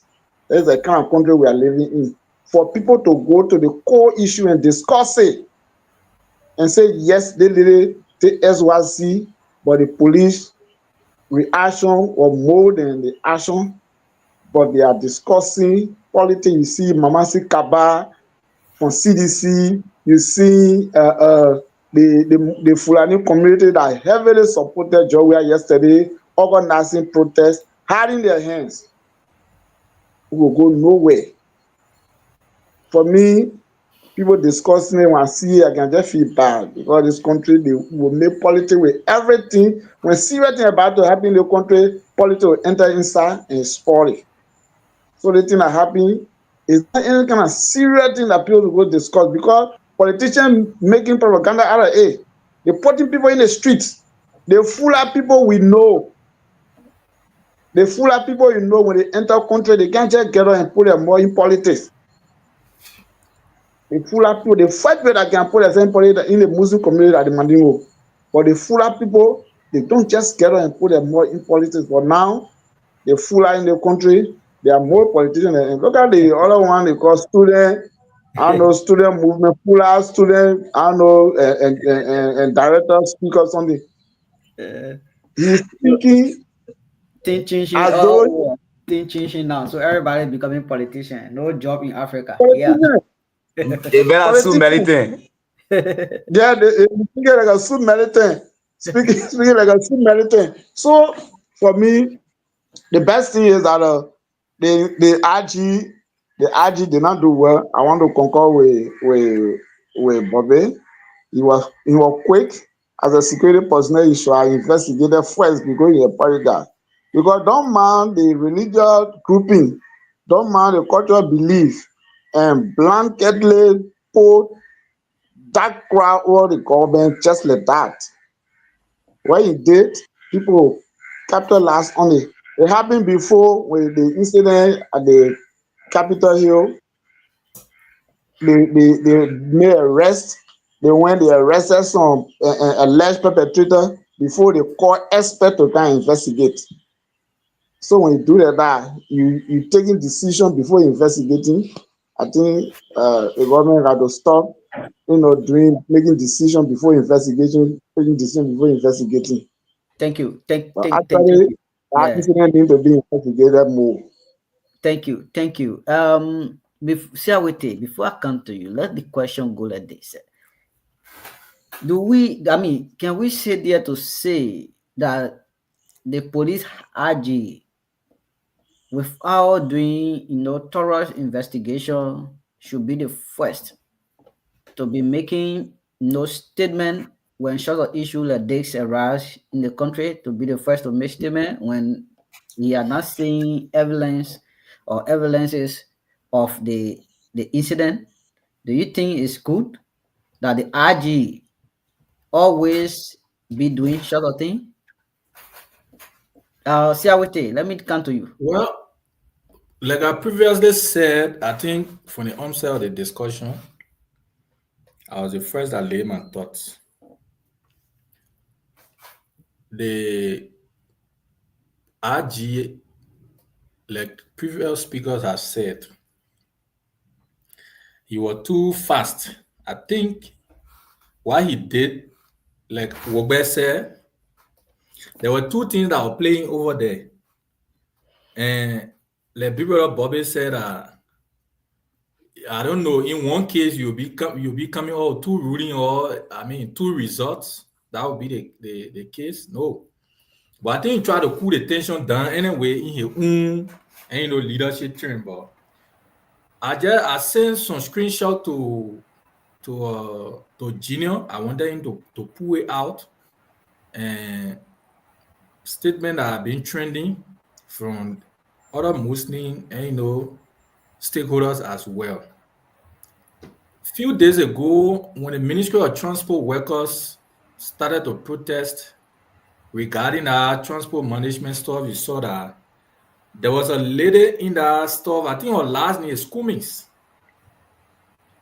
She allegedly said she was brutalized by the police. And she went at the Capitol because they were peacefully, a Sunday due to that traffic management stuff. And blood were all coming from that lady. So if that woman is a Christian, will the Christian community come out? Did the Christian community know what the offense from the lady? So for me, in my mind, people just try to. I saw photos, or I saw a press release, or a news stuff where you saw the Muslim community. I saw Lucini, even the new LDC boss and the rest of the guys. They went to have conversation. Why will we be having no kind of thing? The first thing is, what happened over there is a total violation. The lady assaulted the police officer, and his rights were violated. So for me, in my mind, I feel that his rights are violated too, because it is only focused, on only because of the religious issue. She had, I know you say harsh, or he harsh, or how you call it, but me, I call it hater, right? So how does the hater is more essential or important than the life of the individual that is protecting life and property? Man, you, like I said in my thesis statement today, if that lady were having gun to shoot the young man or to take weapon and harm the police officer, it would be a serious casualty. You see people going to protest. People need to be educated, like other speakers have said. Everything in the country, the police has it. And the police RG2 need to be careful on how he makes statement, because man, you, like Wogbe said, the police officer is not from the sky. He got his own follower, he got his supporters, he got his family. And the lady in question, she's from Guinea, or where she may come from. Where she's from, I don't see, even people who live around the borderland, I'm not talking about people who have traveled. You not see somebody, police tell you, move like this. Then you try to obstruct the person, and even to the extent of harming the police officer. That been disingenuous to the law enforcer. You see, it's very unfortunate. And when you watch that video, and when I listen to the police officer, even the police RG, I felt discouraged. So that means a lot of violation will be done in this country when people mail those kind of thing against somebody only because of a religious background, or who are coming at the back. Everything people put it sassy. Because I saw Bamba, who was my former schoolmate, saw him reading press conference, saw the lady there, and all of that. It's just unfortunate. People need to be educated in Liberia. Thank you. We are almost like on the same path with different way of presentation. But let's hear from B. Mark Blue. Mark Blue, we're going to give you like 2 minutes, even though you off and on. If you are getting us, we'll give you 2 minutes to make your point on the show. You are once the man CMC network not working. Yeah, you now see for you, 2 minutes. County inspector of the great county of Nimba. Is there how you guys on the security, security board of Nimba at the time, is it how you got to the security to be operating, or is it how you got to the citizen to also act to the security? B. Maglu, when you there, or you going back? Okay, Yeah, why we connecting with B. Maglu, or why he trying to make himself better? DK Way, welcome back. I know you know about this, the whole issue about the police officer and the Fula lady. Can you make your point here? Who is? Thank you, Apostle. You hearing me? Yeah, getting you. Are you reading our chat room? Yeah, that preacher and paper. check. Go to next person. Just check the chat room. Okay. Okay, you okay? I'm okay. I'm okay. Evangelist, let me say something. Evangelist, before you go to the next one, let me say something concerning our Guinea stuff that CIW touch. You see, in Guinea, even police informer, I can be in a market passing around when they arrest you. You don't dare, you need to open your mouth to them. They will take you to where they will take you, take money from take money they supposed to take from you, and do what they supposed to do to you. Like I said, the country need to be serious. Police officer go arrest, you take chair, you knock on the officer, you take hot soup and waste it on the officer, then politician putting innocent people in the streets. Let me see right in the country here. You don't do that in a foreign country, in Guinea or in Africa. You don't do that, sir. Thank you. So, Yeah. DK, you wanted to make your point. Maybe because I want to get a 1 minute to everybody to have a closing on this topic. You want to make your point, right? You see, DK Way and Mel Maglu every day they Foxy on the show. They both of them had the same their way. DK, are you there? Anyway, Sadra, can you come in with a 1 minute closing on this topic, on the issues about the police officer? Well, thank you, Efaso. I think we all said the same thing that you rightly said, but in different ways of presenting the issue. But what I want to say on the platform is education is an important thing for the public. It's not about Muslim or Christian, but Liberia as large. Like Arthur previously said, we really don't respect our state security. People don't know when to interfere with issues that is not concerning them. So I think citizens need to be conscious of what they do and guard themselves in public places. Even if police asks you, police they will not know. They are not police for animal, they are police for human being. Court was not built for animal, for human being. Everything is just to govern people so they can live right. So I think we need education for the public. Thank you. Thank you. Thank you. B. Magblue, are you there now? Can you make your point in 2 minutes? So when serious security minded people about to tell them you call RT people to come and be at la computer. I don't know when you join the security, the Liberia Civil War made you to escape the country. You are in Ghana, Africa, here and there. Anyway, go ahead and make your point, sir. My sharing data with Musa Abdelede and the movement, you're not getting enough. To set up system for the education. So again, we want to say a very big thank you to all of you as panelists tonight and those who are come on the platform to provide some information basically on the issue happening today and other things that are happening before. We want to say a very big thank you to all of you. You know, the need of the government is a problem. You're never bow. Okay, Mr. Some of us are facing here to see arrest. They never to get arresting us in Ghana today, often. Man, all of you for getting me now.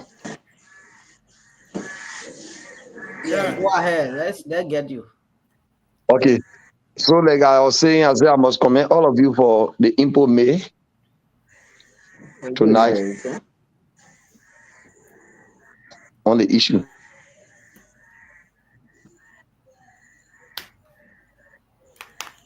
See, I think you can be your computer, your phone is bad. Our people don't respect government and they don't respect state security. Being Maglu on your line is not good. I don't know why. So we are not actually getting you. So you got to readjust yourself when you come. We'll still allot you the time. We people don't respect government and they don't respect states. Yeah, that's what I was saying. A few times or a few years, there will be election. So based on that, our people will obviously advantages.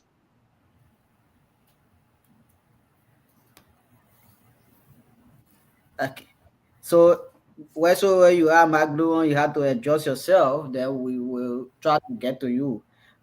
We got another issue, already from the district. We'll soon start discussing for like 30 minutes. So after Sandra, welcome to the show, Opa. I mean Melvin Opa Sua. Welcome to the show. Bobby Wanty. Francois. Yeah. You guys from the place where introducing article newer people they can know put their that type of I mean, our revenue what they got be careful. My pastor, Melvin, don't have to open the agenda, please. Yeah, but I did not see the revenue. That's why. Sorry for that. I'm not the young man. I will be adding no kind of hell of a title to people name all around here. Sorry, Reverend. Yeah, please add Reverend, please. Welcome to the show, Reverend. Bobby Wanty, can we get your 1 minute on this as a closing statement? Yeah, thank you. How you doing, Reverend? People like D-Way and Mike Bloom were coming from CNC when they come here with their network issue. We will not accept it. All right. So with this issue, I think like my brother Tobe said earlier, we need a proper revamp the education. The same thing we were talking yesterday, to educate our people on the land of security. Because from even let leave Western world in Africa there.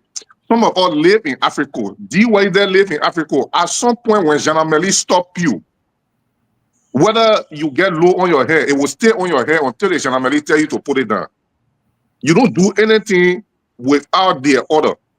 For somebody to sit down because they are Muslim or Imam, whatever they call it, to say they will use the gender card or the religion to go and start attacking a security personnel in the country. That doesn't make sense to me. And I believe everything in Liberia, they are using it as a politics. The politicians are damaging our country today. Every single thing. Changing the head of an institution does not change the institution.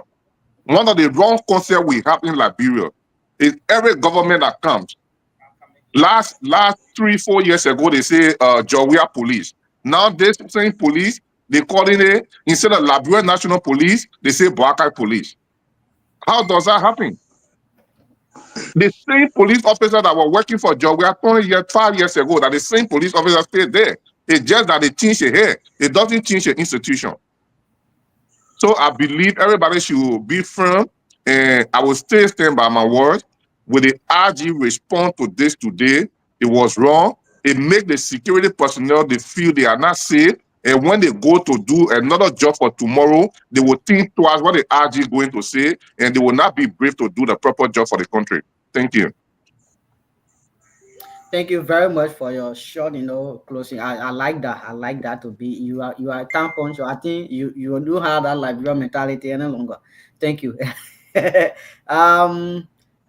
the Reverend used to teach me Guinea without know.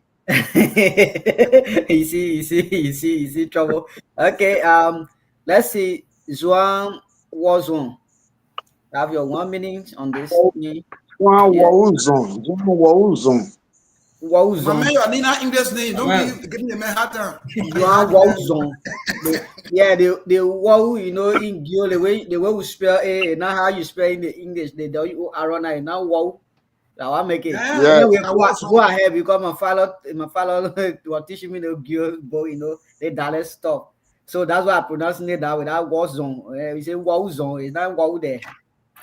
Chandra, I'll call the RC for you. Mark will come for you. Mark will say this consider political issue and security issue. You're going to be RT mayor. When Mike began security, when you used to do bottle in Africa. By a former rebel man. Oh, we're breaking you that platform here. Breaking news there. But my It's fault. a breaking news. You can take it to the bank. Okay, so on a serious note, like I said, the RG was fast. The RG was fast to apologize to the country because he was carried by the first video. I keep saying this. So now, what we can do as a country is let the police launch a serious investigation in that matter. Is it clear? Let it launch a serious investigation in that matter, and then the citizen will know what really unfolded. So thank you. Thank you very much. Thank you. Let me get to you there. Who's Bobby wanted just finish. Okay. Yeah, Ato will be 1 minute. Your party comment, Ato will be 1 minute. Because like I gotta protest you, you can ask me, oh. No, they did not protest video. No, that why you keep when you off and on, sometimes we go to the other people. That's all. You not protest. No, but I'm not been off and on. Thank God, I'm not putting early statement. When I thought protest will say Mike Bloom and security man. So respect to your question. I think, like I said earlier, in my mind, the police RG was not wrong. There will always be a circumstances that will make the police RG to make certain statement, and there will also be a circumstances that will make him not to make certain statement. The case in question have nothing to be just a mere criminal investigation case. That you ask that the police RG should keep all statements on the feet till the full investigation is done. The case now took a different trend, which was a religious trend. And you know and I know, truth be told, that religious issue in our country is not serious, is not a very simple issue. It's a very grave and serious issue that has a propensity to stop the entire country down in one data. So you listen to the RG making that statement today because he saw the religious tension coming.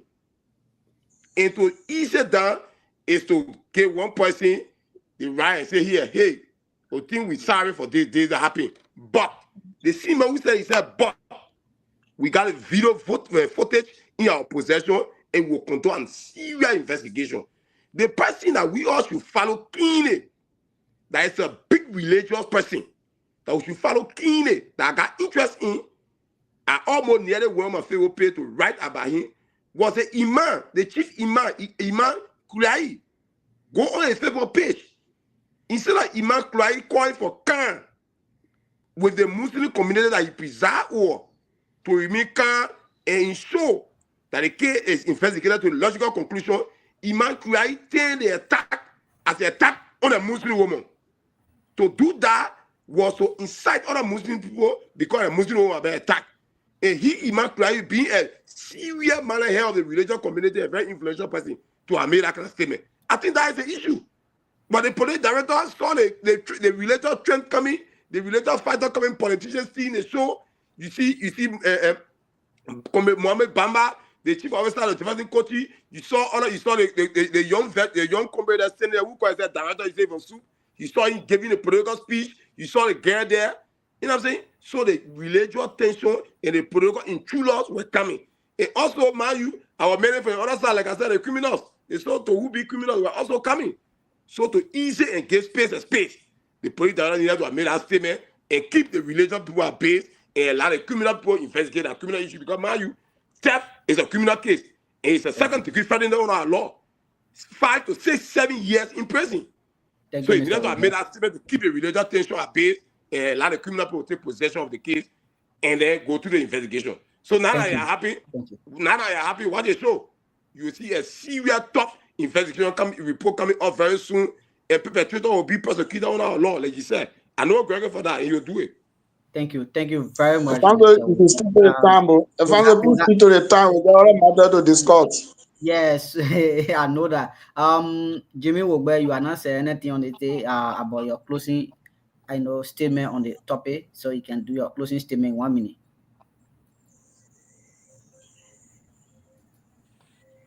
Jimmy, you there? Unmute yourself, Jimmy. I'm here. Okay, I'm here. 1 minute, go ahead. Yeah, thank you very much once again. I maintain that the lady in question was wrong. The police officer was professional. He acted in confines of the law. And the statement from the police RG was wrong. It was out of total order. And so we are carefully observing the situation. Any attempt to take any political decision against the police, we will lead protests to demand the resignation of the police RG. Liberians should learn how to cooperate with the police. The police are not our enemies. They are the best people to resolve issues whenever we have problems in our homes, in our communities. And so we are carefully observing the situation and we condemn the action of the lady. People should stop politicizing or tribalizing every other issues we have. If Jimmy Wogbe commits a crime, Jimmy Wogbe should bear the full weight of the crime, not another person from Nimba County. If Sekou commits a crime, Sekou should bear the full weight of a crime, not on the basis of tribal sentiment or other issues. Thank you. Thank you very much. Let me say, Reverend, you just came to the show, so we just want you to make input on this in 1 minute 30 seconds. Then we'll move to our next show. Our next topic.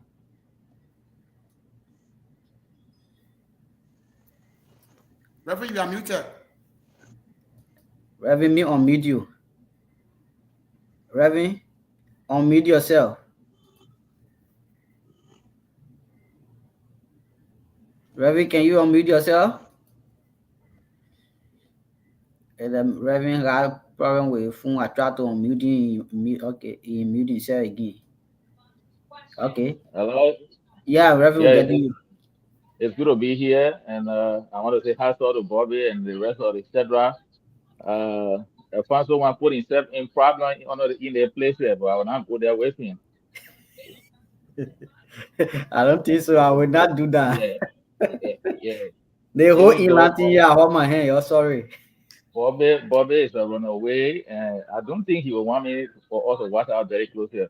But if you listen to what is unfolding in our country today, it's very saddening that we who are religious, who are supposed to be the one to be to uphold the law, are the one that are going against the law. But they talk about Ivory Coast, and we live in Guinea, we live in Ivory Coast, and we know exactly what it is when it comes to state authority. Secondly, I don't want to be so much partial, if I would say that. We know in a Muslim dominated community or countries in the world, if a Christian person happens to go against the authority, what would have happened today? So I think the law is the law, and respect for the law makes you to be a right religious person.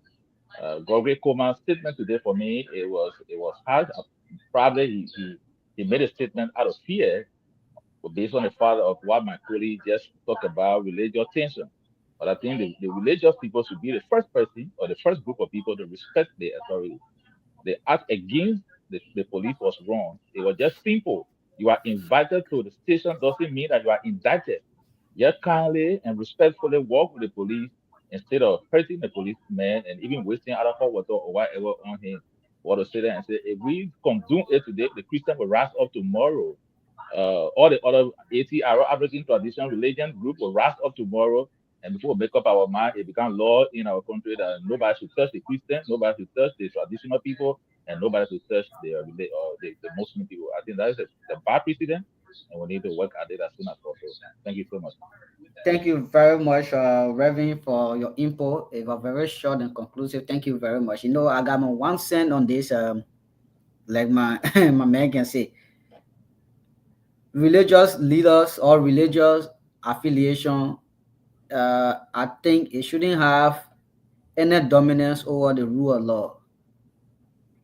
We that found ourselves religious, we have to abide by the rule of law, because in the very religion we got laws that even if you are from Methodist or Islam or whichever denomination you're from, the moment you go against it, you are punished by that religion. What most about a country, a state security being, talked to or use sort of force on. So I think it was not a good thing. We all said the same thing. It was a good time on that topic. We hope that the police and the citizen try to respect the police and the police themselves too. Why the truth that we advocate, we're talking on their behalf. They try to understand the situation in the country we're in, so that they can apply the law where necessary. So there is a trending issue in our district, Buyao, district number 5. We know that the upcoming election is on the 12th of August, but there are some key issues there. One of the contestants, in person of William Cole, he got a problem here in the US since 2016, and this issue is now trending on social media because he's involved in the election issues in Buyao. The police of Lancaster police identify, charge, additional suspect in robbery. He was alleged here in the state of. Is there a way for you to put it on the screen, Alfonso? Using computer? Actually, I can't do it now. My call has. Okay, I will send it to all of them. Okay. Yeah, you can send it. You can send it to them. Also in the chat room if they are not there. In the chat room. Yeah, in the chat room. Okay. So there's a serious thing here that some of us are not in the chat room, so it can be shared with us. You're in Jason's chat room. Stay in Jason's chat room. I like the we can call it short. That's not long explanation. So I don't know what really you make of the issues. Let me just read something here. They say here, Lancaster police detachment. They say Lancaster City Police identify a second suspect in an ongoing investigation into a series of robberies and exploitation in May. An arrest warrant has been issued for 35 years old Cole William of Williamboro, New Jersey. So this guy, he was served arrest warrant, after he was suspected to have involved in robbery. I think the time at July 6, 2016. Up to now, that particular issue is trending now on social media. DK Way, you break the whole news in the chat room. I want you to give your say on this. What you got to say about that? So, I think who else did I receive it? I sent it to Bobby, Jimmy, Zoa. Did I send it to you? So you didn't get it. Let me know. I will send it to your inbox. I can do that. Then you can be reading while we go through. So read it and go through it. My understanding, the thing came out because they said the Farmington Declaration was signed recently in Buyao, and Cole William was present, and they said when he was called to make a statement, a troop, his supporters went wild. Okay, see, I was just saying to you, let me done with it and go. I'm not on computer, I'm using phone, so that one. Yeah, on the computer, I'm going to do. Yeah. So your messengers everything. Yeah. So it started coming. You guys remember Cole were here recently, and when Cole left, I know after the rest of the guys were here, when Cole left, we brought Cole fiancé Cici. So this thing came out, and we decided that when we were training, so we two put in our chat room to discuss it. So it's a co-waiting issue. You can read and make a comment. We will just put it out there because we manage this platform. So we want to be very clear. The next thing is when you're done with the co-waiting, and also the last thing I wanted you to touch is two of the leading candidates in the district are using the same flyers. So we can talk about that, but go around your table and talk about the co-waiting issue, and from there should be Koto Kwagu and Augusta Mekwa are using almost the same flyers. They're using Senator Koga and the Vice President flyers. Who is who and why? Who gave them the authorization? So let's talk about that. Those are 20 issues. And the next thing is, I don't know whether you were able to get the corresponding Butu. I think he's been struggling. So if John were here, we could contact him to talk about the borough's rehabilitation that is taking place from Butu to Border. So to the crossing point. We will talk about that development tomorrow. Okay, so that's it. I think that should be our last topic. Go around the table at least 2 minutes each on a co-waiting issue, and the next thing should be on that. Then at least we can do our parking comment and be here tomorrow. Lastly, this is our appeal. Go on BKF page. Go on BKF page and invite other people to this platform. Share the show. We want to keep all of you guys here, at least so we can promote the platform in our district and Nima Alert. Thank you, Bossman, the host. You can take control. I'm here. Thank you, DK Way. I can't pronounce the middle name because it's a very difficult one. People who don't know the meaning will go to our town. We will tell you. Siawete, you just saw that, so I will pass you and go to Sadra. Sadra, you've been reading this on social media and in the chat room. What do you make of this? If somebody who is intending to represent a district, people are saying he shouldn't have shots of character, and that thing also people say it took place here in America. Now we're standing for Natikofa or also involved in similar issue of who were now worried, or it was a judicial setting. And people say that thing happened again in America.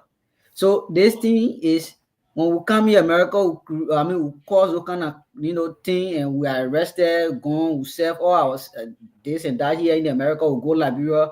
Meaning our character here is different from the character we are in Liberia. Is that what we say now? And people are also blaming National Election Commission. Why? Why will you accept this guy to be candidate when you did not do the proper investigation of this man's character? So what you have to say about that? Yeah, okay, thank you, Junior. Thank you so much. You're not Junior, okay? Oh, Stefan, so sorry. My man, you Junior brother. So welcome to sit down. Yeah, so Stefan, thank you so much. I never knew Cole Williams before. My first time to see him, it was during the show when I asked him a few questions about his in the platform whatsoever. He was so ambitious about the platform in Buyao. And even went as far as saying he would not take salary, his salary will be for development whatsoever. So that brought all kinds of concerns in my head.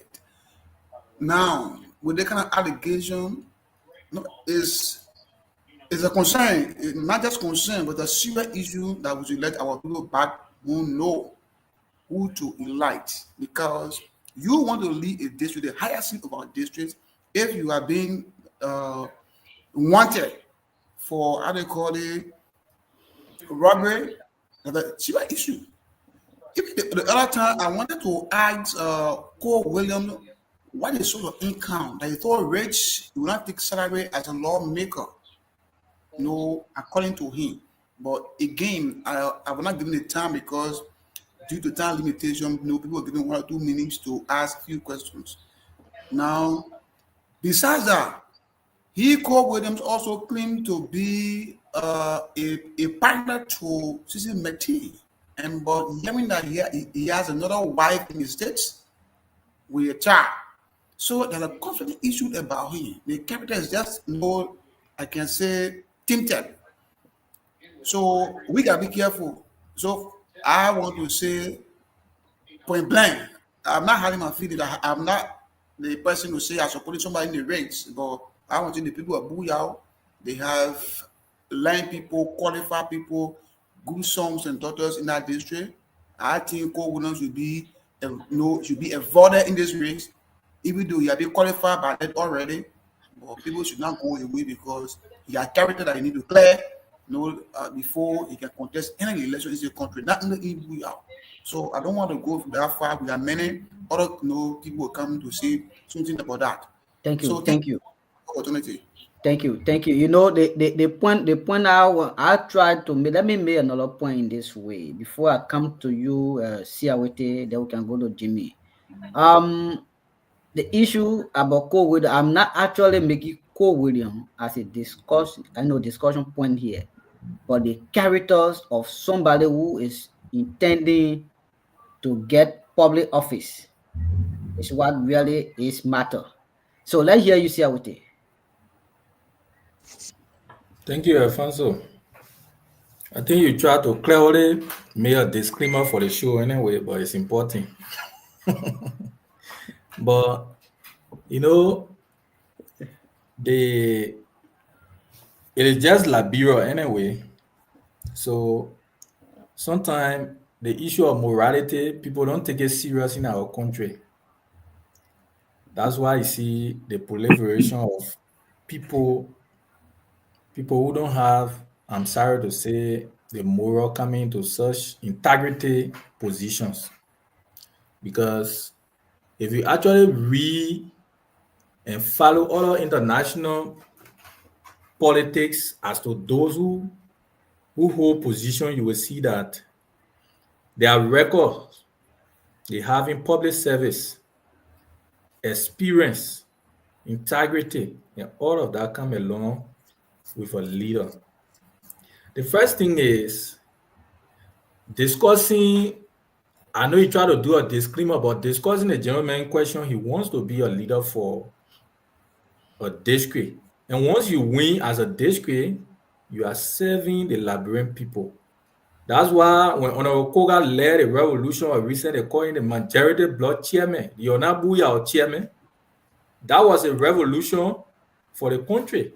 And today, most of what Koga then fought for, Honorable Koga then fought for, most of it is happening today to see the good of the government.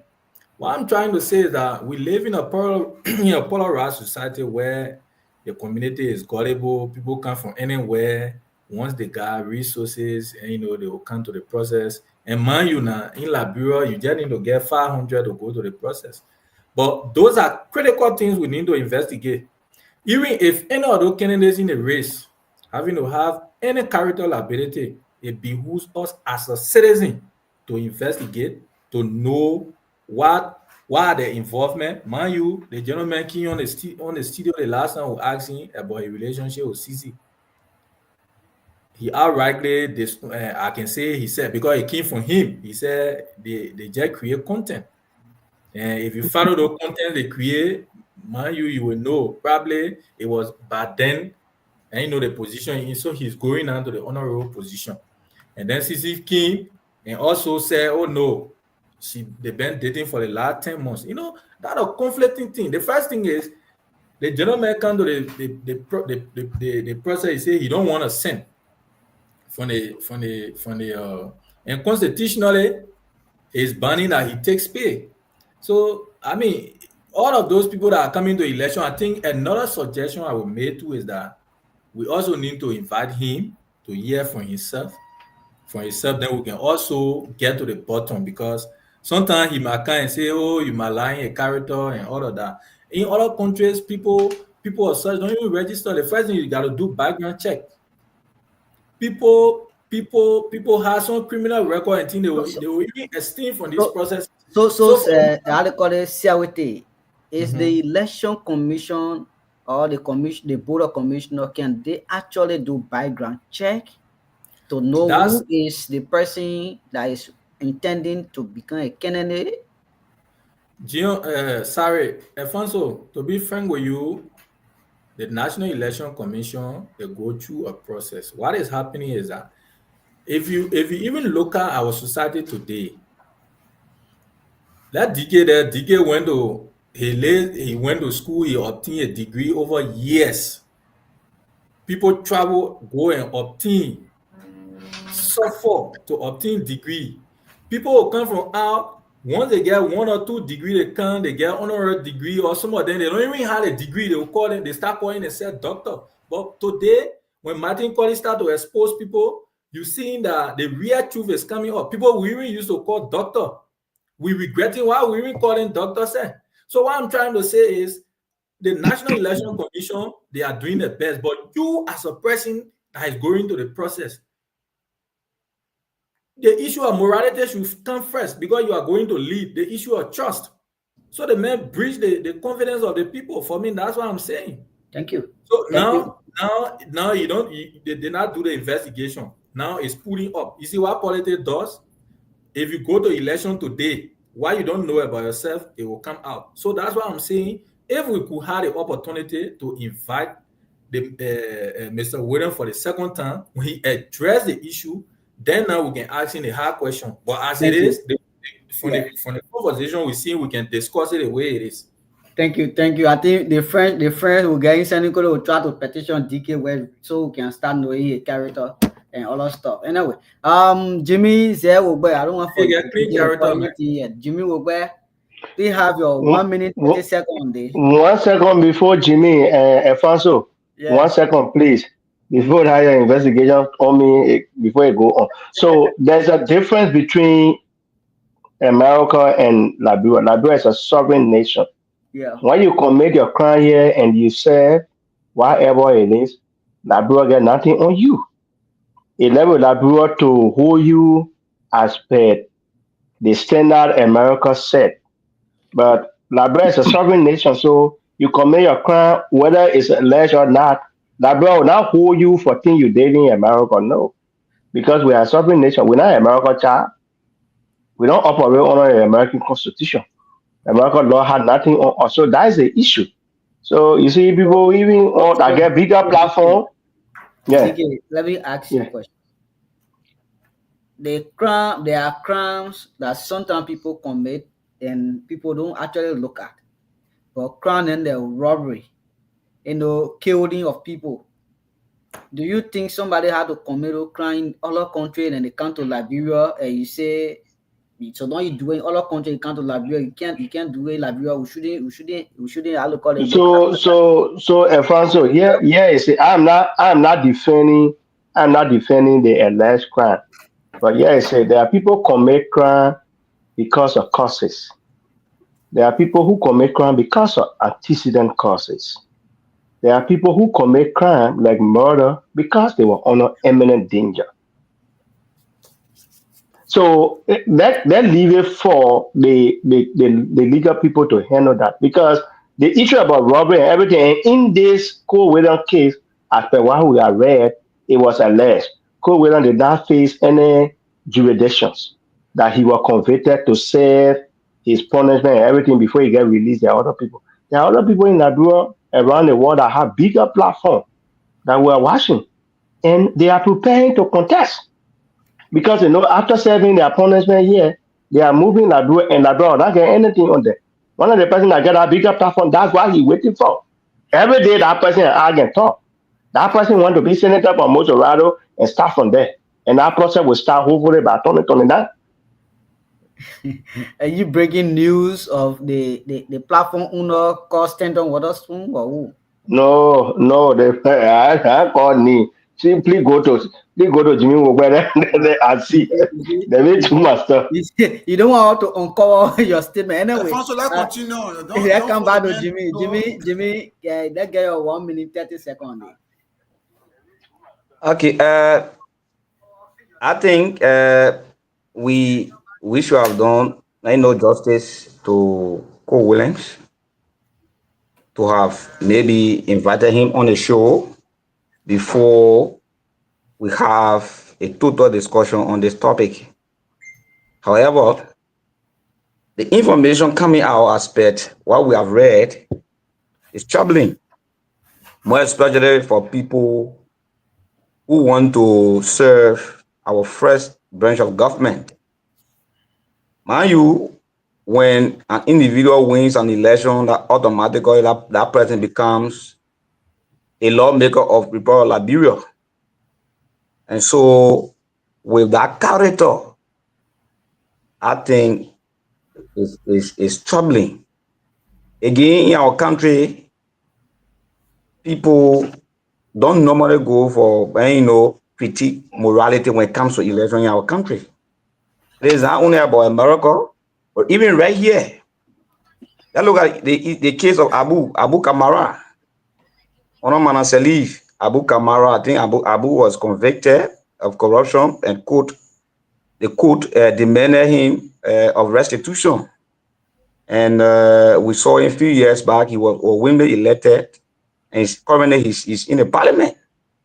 So even though the election commission should have done due diligence, but I think the boy is in the court of the people who have the mantle of authority to elect people.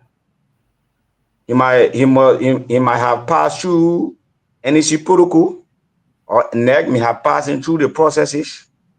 But I think with the character, with this grief allegation against him, our people should think better and make a better decision. Thank you. Thank you, Jimmy Zewogba. Thank you very much for your point on the issues. Zhuang Guo Song, have your one. Yeah, I want to be very skeptical how to pronounce your name now. It's Zhuang Guo Zong. So Guo Zong. Thank you. Yeah, 1 minute 30 seconds. Let's get you. Yeah, Francois, thank you. That's a name. I feel healthy when that name is pronounced that way. Look at Joe.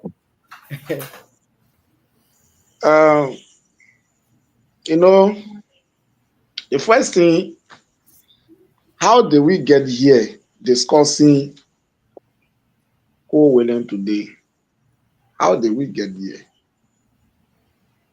You see, like I always said to people, this country, we're not serious for nothing. Nothing can be serious in the country here.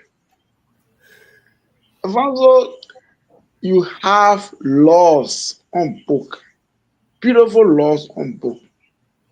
But for us to implement the place here, that war, a serious problem. Beautiful laws we're making every day, but we can't implement them. I don't have problem with Co-William Ben in social media. By the way, the guy get 4 different names on social media: Azone, Co-William, William Co. I think 2 more to make it 5. 2 more to make it 5. With social media platforms, a name, I don't have problem with it, because even yesterday, a plain setter became lawmaker. A beauty pageant they get a well naked on stage become lawmaker in the country. But how we get here for a Co-William to register? An election commission, bunch of lawyers that put together, supposed to go and do due diligence with any other person. Look, when you're sitting outside, a certain institution in the country here, you thought something sound happening, go to National Election Commission. You know, Martin, I don't let the movement where we're telling them we come to the country. We're not serious here, we're fun so. Like, reason why people leaving, they don't want to come back. People here, they just do job, they eat, they go. Because nothing serious is happening in the country. Election Commission, the people are there, the Google laws again. They can't implement any. You go there, everything is easy as bread and butter. Tom and Jerry said, and right there, want to contest. The first thing, our electoral law so weak. It's so weak.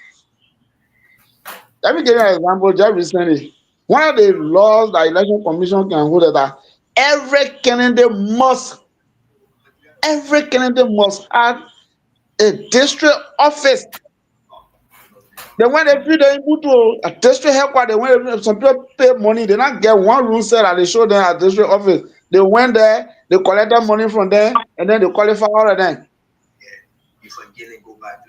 I can name people that not get district office in District 5 right now. They are contesting. Allegation. Law. Hello. Yeah, allegation. We're going to follow it up. I'm telling you. I'm here. Trust me. By God willing, I'll be on the platform moving forward. Election Commission went in Buto because the law says candidates should have district office in the headquarters. Like just few candidates get district office there, but they qualify all of them. You see them on ballot paper. Thank you very much. Thank you. I want to go to Bobby Wanty. You got 1 minute 30 seconds. I don't learn over. Hey, my minute finish, no problem. Yeah, 1 minute 30 seconds. Anything you want to end, you also end our closing. I know closing point, we can closing view. You have to end everything. So Bobby, 1 minute 30 seconds. From District 5. If I want discussing District 5 issue that dear to our heart, let's share rather than wait. If I know, let me tell you that I'm breaking 1 minute. No, Sadra Lipe, I beg you, Sadra, I beg you. Yeah, so yeah, Bobby Wanty. Yeah, okay. Yeah, thank you, brother. Let a Wanty talk. Let's share that wait. Yeah, well, no, man, we here. Shadrach from we from there. But let's put it this way, John. I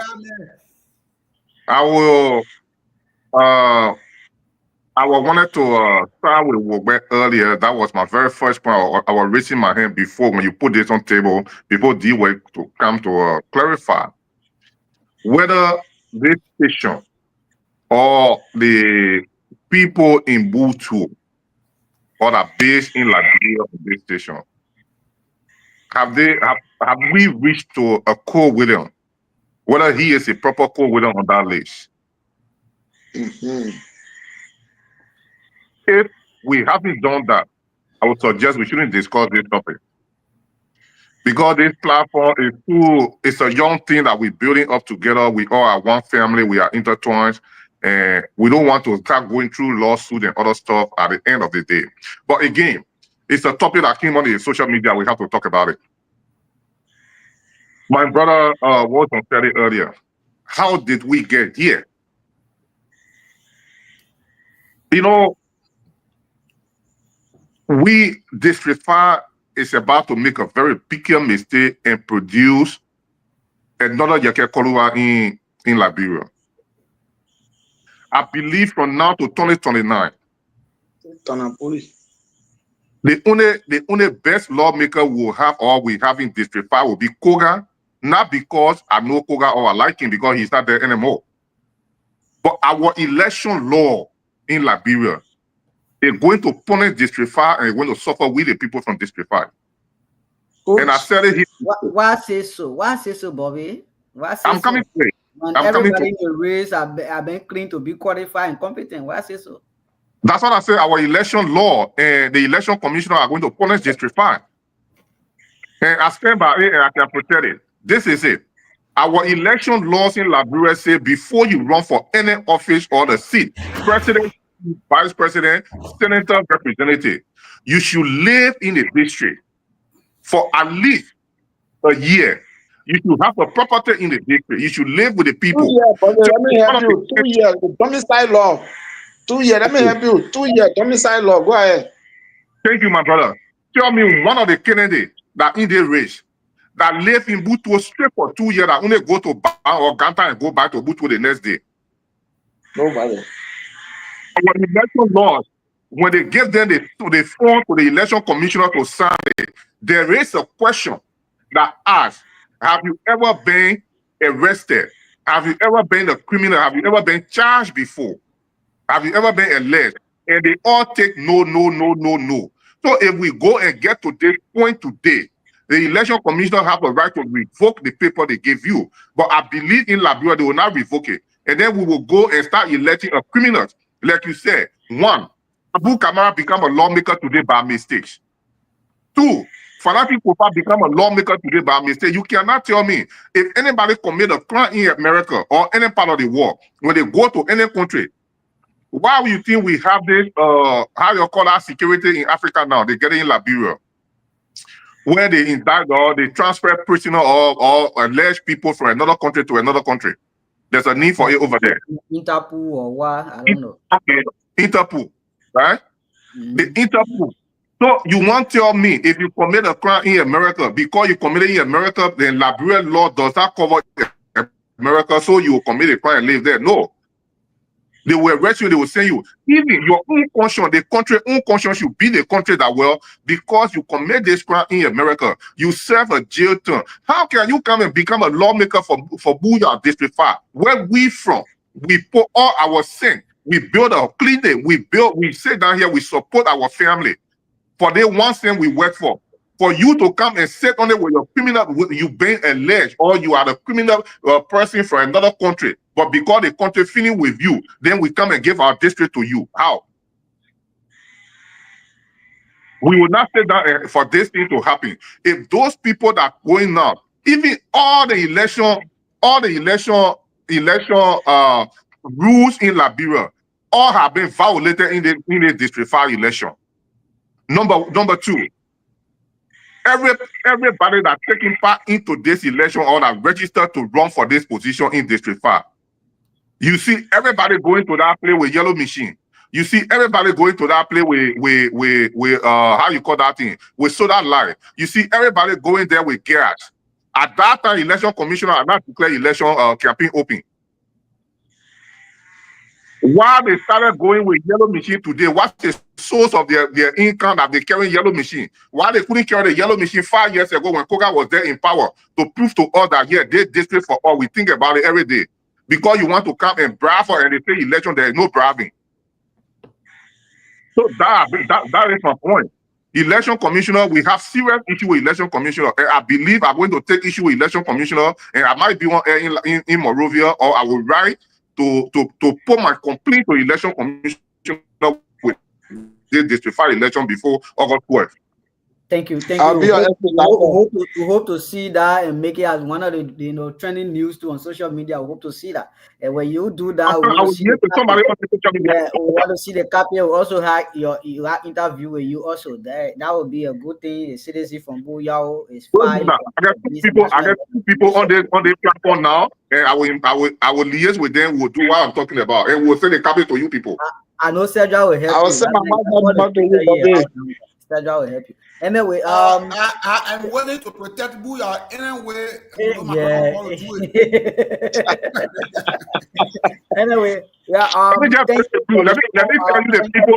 Let me tell you the factor that are in this group. Shadra, Zon, and Siawete. We're going to join and do this fight.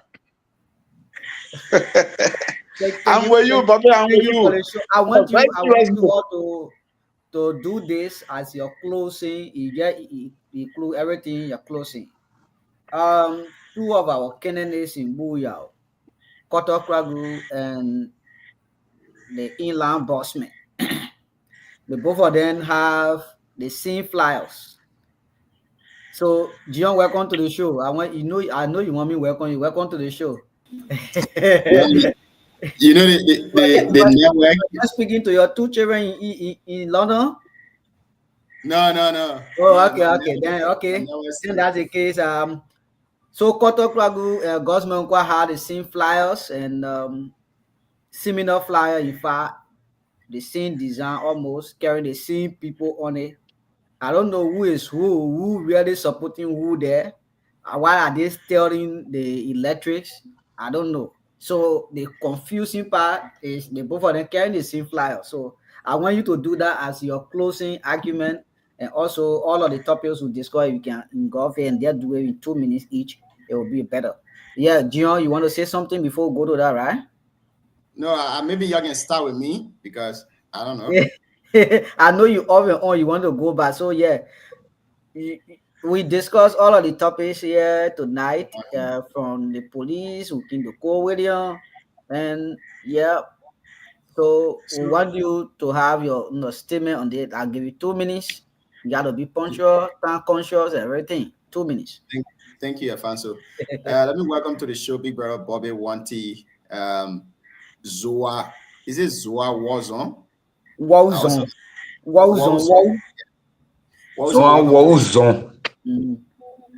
Now, as it relates to the police commander statement, both the press statement and his personal statement today, as you all know here, if this was ordinary set of people, let's take for example the University of Liberia students that went to protest, you will see tear gas flying, you will see people beating people with baton, because in Liberia, before you organize any other protest, you should get a permit. But today the ladies were on the street, they had no permit, they were making noise, they were distracting people, they were stopping public movement. But the police commander went there and sided with them, which is wrong. We are following the process closely. We believe that the police officer was on his right, and he did things according to his right. The penal law of Liberia is clear. The police are also given the right to defend themselves in any other harm situation, which he did today. Now, in regards to a Cole Williams situation, I want to blame the National Election Commission. Now, if you check Liberia, half of our budget is from international community. If you have anybody for that matter that will get tinted character that cannot go back to the United States where most of our money comes from, how do you intend to go visit the Nimarians or District 5 citizens that are living in the United States? Afonso is in the United States. The CEO for this platform is also in the United States, including a lot of folks. How do you go there to lobby with these people when your character in the United States have been tainted? I don't know whether the National Election Commission carries on investigation on these people before bringing them to serve. I know one may say is a sovereignty, this thing happening in the United States, Liberia cannot take charge of that. But yes, this person will go back to the US. They might go there for any other meeting, they might be invited. This person, once elected, they will be serving as an international person. That's a statement, and he's not only for District 5. Let's take, for example, you're serving the chair on maybe food and security, and you got a conference to attend in New York. But with your character, you cannot attend a conference as a chairman of food and security. How do you intend to do it? Will you send a proceed? So this is bad. And it is not only Cole Williams. If you check the history of most of our politicians in Liberia, they have the same records. They have the same records. But again, we'll call Cole Williams to clear the doubt. Because one thing that is very tricky about Cole is the fact that his name is somehow complicated. On the National Election Commission, you saw Cole Williams. Now, on the US document that we're receiving, you're seeing Cole Prince Williams. This is getting confusing. Who is who? With the same picture. That BM behavior down there, complete BM behavior. But to conclude with Quarter and the Inland Pape, I mean, the two are not looking for a vote, man. Anybody can do it. If even Junior Ping is influential in the Shefa, they can use a picture. There is no problem about that. Once they use it in the right manner, they are not using it maybe to do other thing contrary to the right thing. I think they can use it. And we wish the people at the Shefa good. You can vote anybody you want to vote if you like. There are 10 candidates on the list. Vote for all of them if you really love District 5. Thank you, Afonso. Thank you. A very powerful and unlawful campaign. Yeah, your loyalty is not correct in that manner. So let's take Shawete, please do that. Your 2 minutes, closing argument, everything. Thank you, Afonso. I mean, we have said all tonight. To start with the issue of Mr. Cole Williams, like I said, You know, we live in a country where people take issue for granted. You know, our reading on an American statement, when you are into national politics, you have a record of stealing, I think, out of a pen. And those were background check that people did. They even prevented people from that he when they did that investigation, he had to back off. In other countries, violating the rule of law, once you are found guilty, people can exonerate themselves from those positions of trust. But as it is in our own country, I mean, I'm sorry to say we live in a gullible society anyway, so anything happens at any time. So for me, in my mind, like DK said, I don't even want to go to the argument of legality. I know they're trying to get disclaimer, from this show. But we as citizens of Liberia, it is our fiduciary responsibility to checkmate all other candidates that are into this process, because one, your character is another thing. Anything that happened in the House of Representatives or at the legislature, it reflects on NIMBA. They will not say booyah in the first place. They will that man from NIMBA. Right now, they discuss 73 lawmakers. They don't discuss which district. So it first they reflect on Liberia, and then it reflect on the district, the country you come from, and the district. Mind you, most of the things, for example, that happen with the passport issue, because our system is vulnerable, people, at least this government is trying to attach more security feature to the passport now issue. People come from anywhere and just get passport and move anywhere. At the end of the day, when they get visa for America, they go there. Anything they do in the people country, it reflects on us as a country. So the issue is not about discussing individual, it's about the character that want to go and represent us. Mind you, when you want to go to public space, people will discuss you. I mean, we are saying, the issue with the lady. For me, I still stand by that the police RG was very fast to speak. I think what you have done was to just speak to the people and tell them the matter will be investigated and trust the police investigation, that all will be put under control. That would be enough. Then to render judgment at that point, I think in my mind, his right was violated as a police officer, and also demoralizing too. And as a state security, it could be anyone tomorrow. They could be afraid because in exercising their duty, at some point they may have that fear. So I mean, we all need to stand and make sure that the security apparatus in our country, those who are leading the security sector, should also be very critical as to how they handle the security issue. With the issue with the flyers, for me, in my mind, I'm a member of the United Party. Most time we play a very smart game. We go into election 2017. People from the PUP, they were using Joe Boaga and Maya Nunkwe photo. They're using the other photo. Man, everybody hustling for vote like Gion said. I mean, MDR will play the politics out of it. For what I see is that both candidates, they feel entitled to the vice president, that they are close confidant to the vice president. Honorable Menkwa, from the beginning, that Honorable Koga was strongly and supporting him. But being that the party have made decision, so he still feels entitled. For me, that's how I see it. So I mean, Honorable Koga is everyone's senator. He left the position, and people are aspiring to replace him. So on that basis, I think everyone will want to get that face. Everyone want that face. Man, you people from Honorable Koga camp are also supporting Honorable Menkwa. People from Honorable Koga camp too are also supporting Honorable Kwadu. So in my mind, everyone fighting for the little space, and the vice president at this point not come out to say, "Oh, a photo for your flyer." No, also the vice president. So it's very critical to see. I mean, it was a pleasure, Bibra Bobby. It's a pleasure, man. I think you and my we'll talk off air. I think, yeah, I was in Ganta. I think around when you even there, I think you were the first person that donated the keyboard to the Ganta Inland Church at the time. And you and my father, I think you guys have funded. Yes, but yeah. Thank you. Bobby, you didn't donate to us too? I donate more than, I think 3 are they call to us now, to our church. No, Bobby, you need to donate to all. Thank you, Siawete. Thank you. You know, when you are donate to you where in Kigali? No, you need to donate to the radio station. we need some material.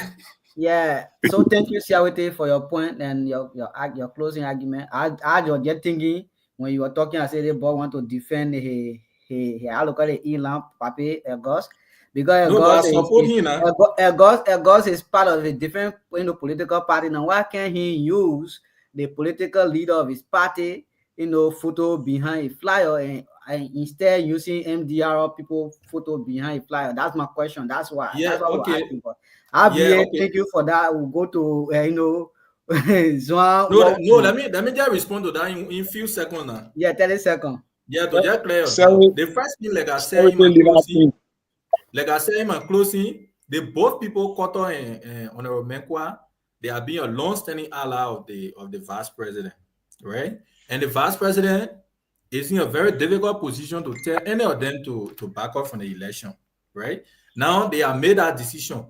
My brother, that's politics. MDR or Koto, them will play the politics, but at the end of the day, who benefits from that image, right? Who benefits from the image right now? So that's it. Zwan, what you say? So Zwan, what was on? Who authorized the image right? Sorry. But that's the argument. Zwan, what was okay. Thank you, Alfonso. Like I said earlier, the issue about a lady is important that the police investigate it.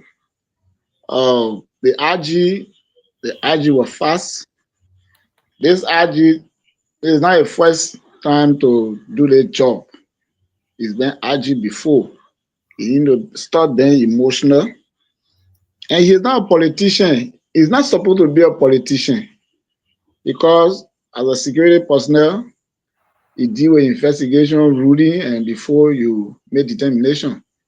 But when you want to speak like a politician before you do the security work, then it becomes troubling.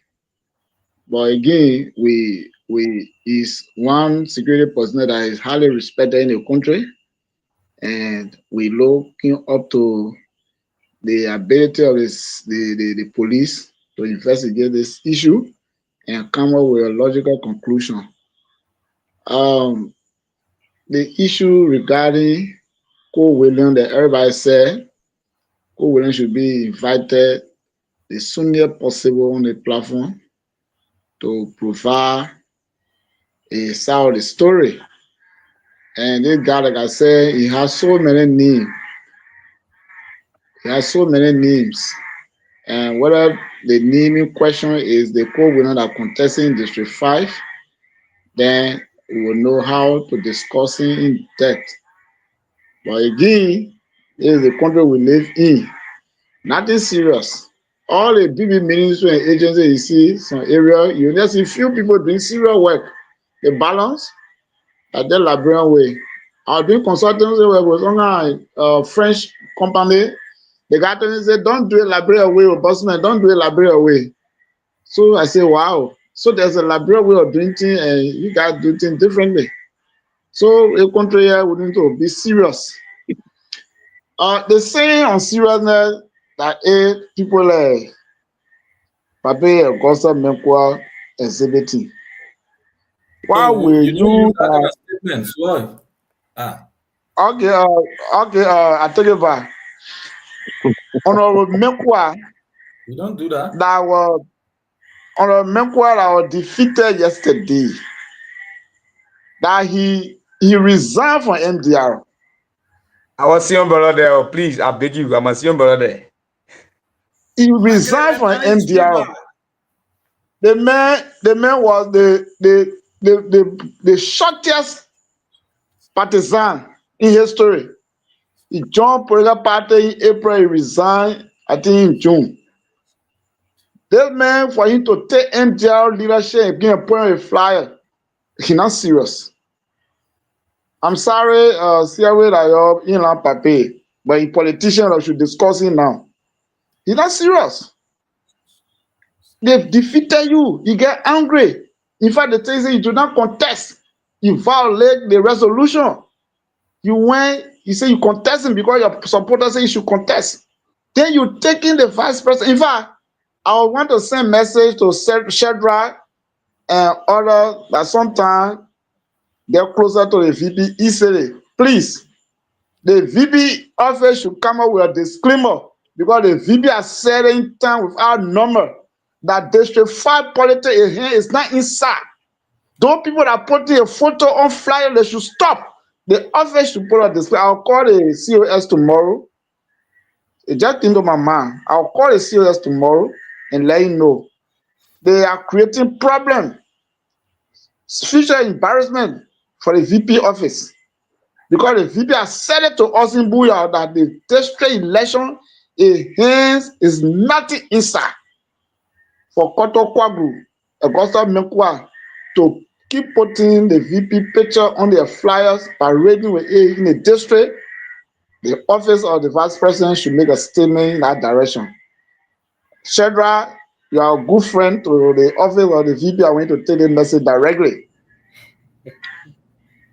This is the things on Syria that I'm talking about in the country here, my brothers. Thank you. Why will you? You're 2 minutes. I will give you 30 seconds to finish that. Yeah. Yes. You flyers. You say you're not part of the political party. So how many political parties got part of? How many political parties got a part of? They want to confuse us. They want to confuse us.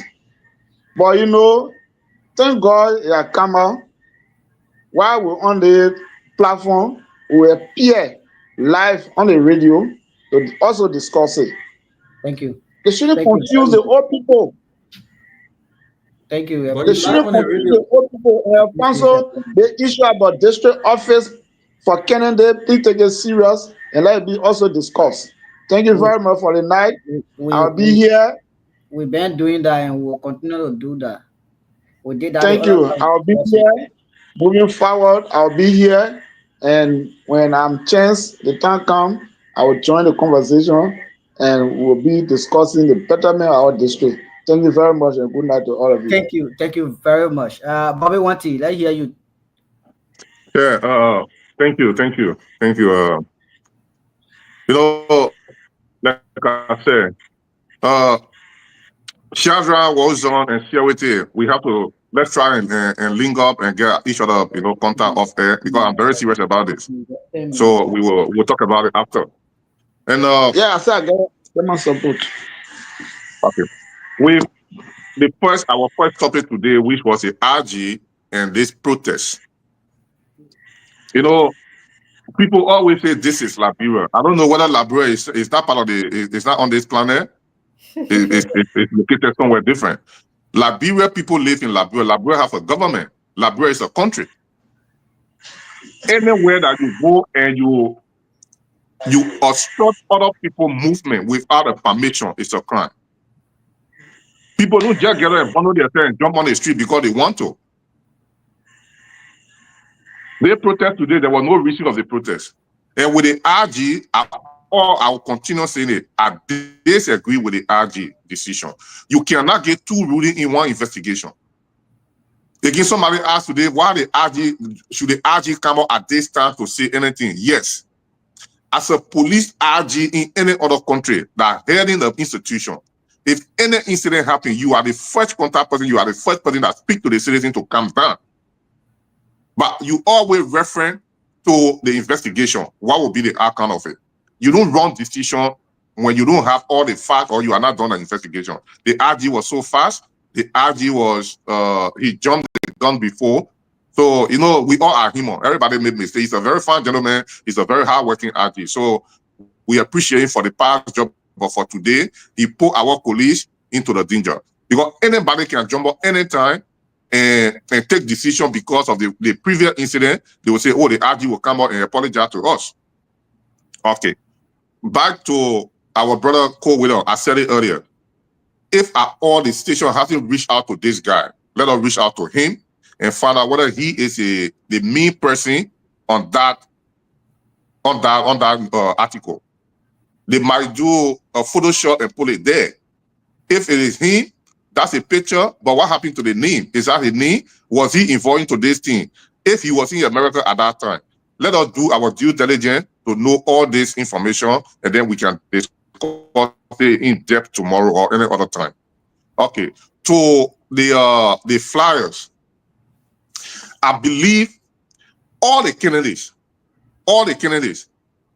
I would say all the illegal candidates in District 5 right now, because none of them are qualified to be candidates in our place. They don't live there. They have nothing there. They go and bribe our people 5 days to election, carry yellow machine there, borrow the yellow machine. We don't know where they get the money from, how they're going to pay it back. My brother, how many years, how many government at that time road that go to Butu Buddha? You know how much it costs to make road? You know how much it costs to carry yellow machine? Even a few.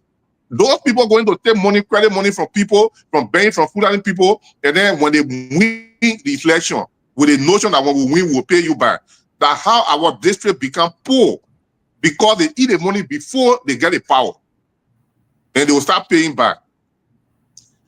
With the flyers, I believe every candidate that's going to be running in District 5, it is their right, it is their entitlement. They don't need to ask Koga for it.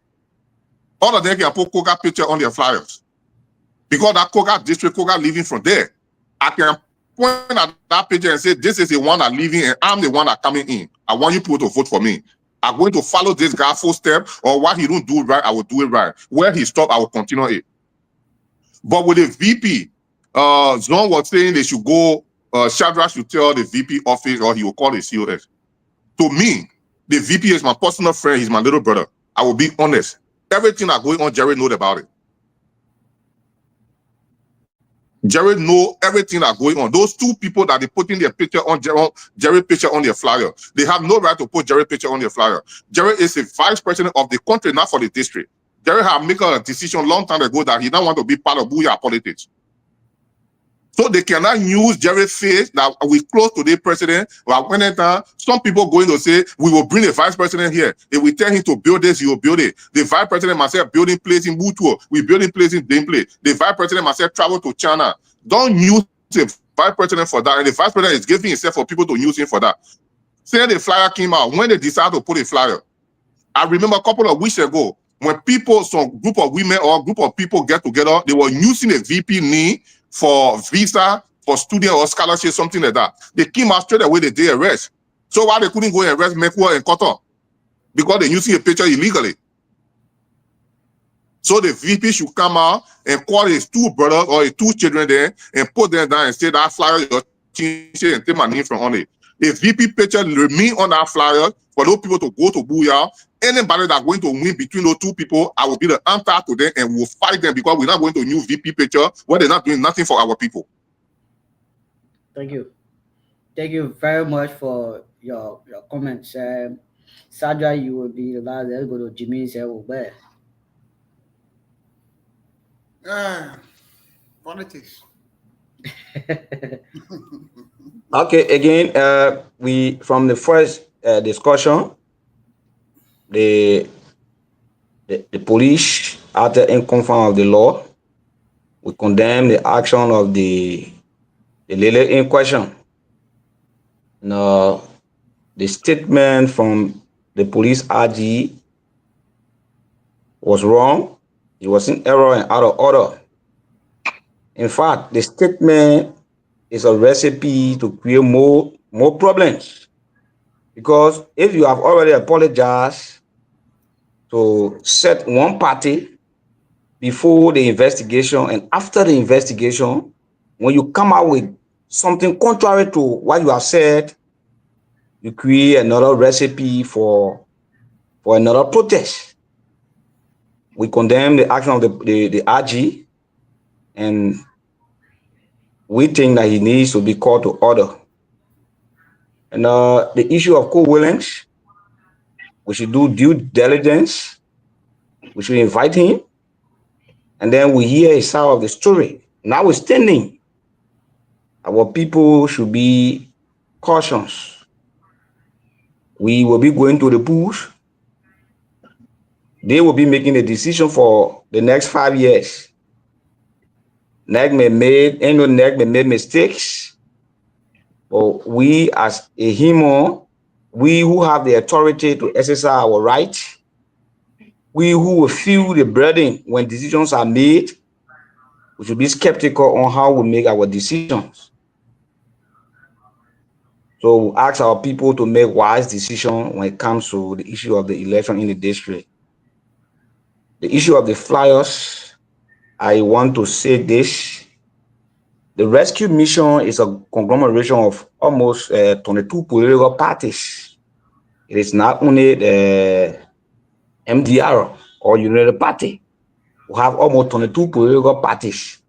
So any of those parties who feature candidate into any election, I think they have the right to feature member of the alliance on their flyers. Even Jackson UO is on NDC ticket. NDC is also part of the rescue mission. If we have decided if we wanted to feature maybe the vice president or the Senator Koga on our flyers, we could have done it because we are also in alliance with them. The vote is also in alliance. I stand to be corrected. Vote is also in alliance. And so for me, I don't see any wrongdoing there. The only people who are supposed to come and say and condemn the action are those whose image or whose images have been used. But at the stance, for me, I don't see any problem with that.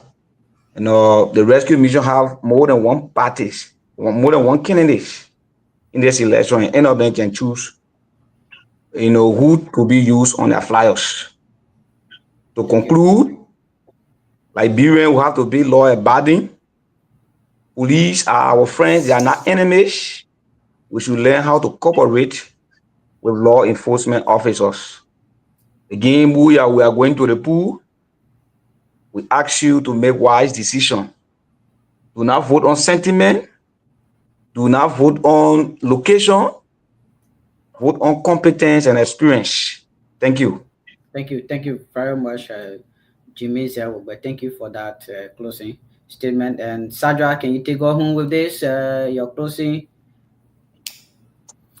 All right. Thank God. I think everyone said it all.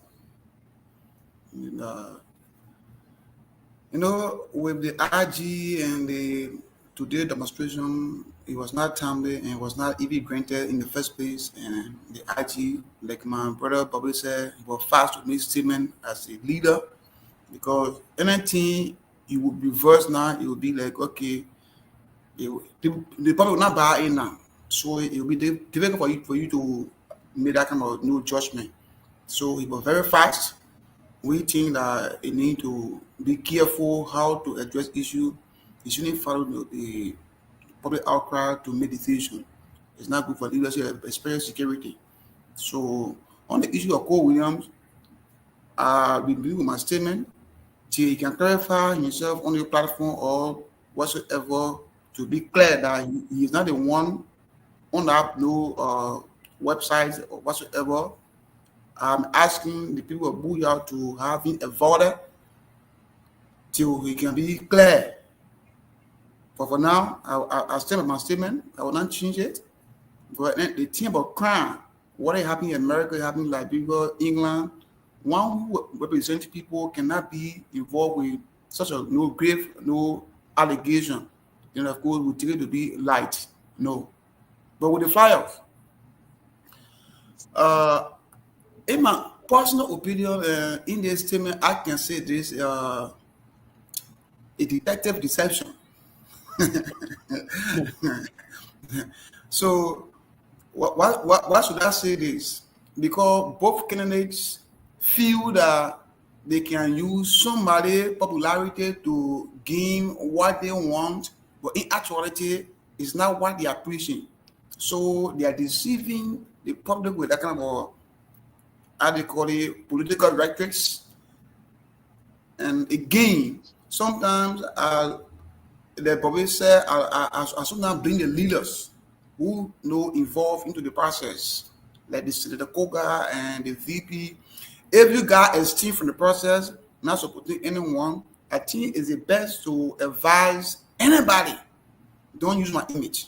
You can do anything, do your campaign, you can carry your message, but don't use my image because I don't want to be part. I'm a father of all.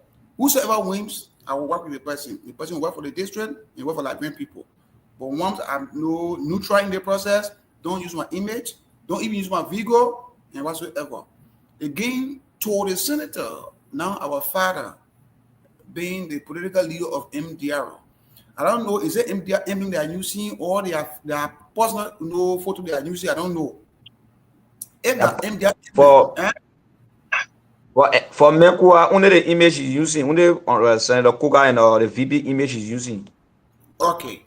So in that case, like I said, they both the leaders should come out to say something. Okay, you can't do this, you can't do that. Because Senator Koga, for me, in my opinion, he only started a quarter. So anybody usually when he's a leader of the country, so they want to just attach themselves with the man and all identify with me. So supporter will feel that yes, the man here he respect the senator, so same with the senator. Like somebody said, they all looking for votes. So it left with the leaders to come out to say something if they know that it's not right. But for me, I don't have any problem with that to say why Mekua use Senator Koga picture, why Koto is using it. They all attach to the people.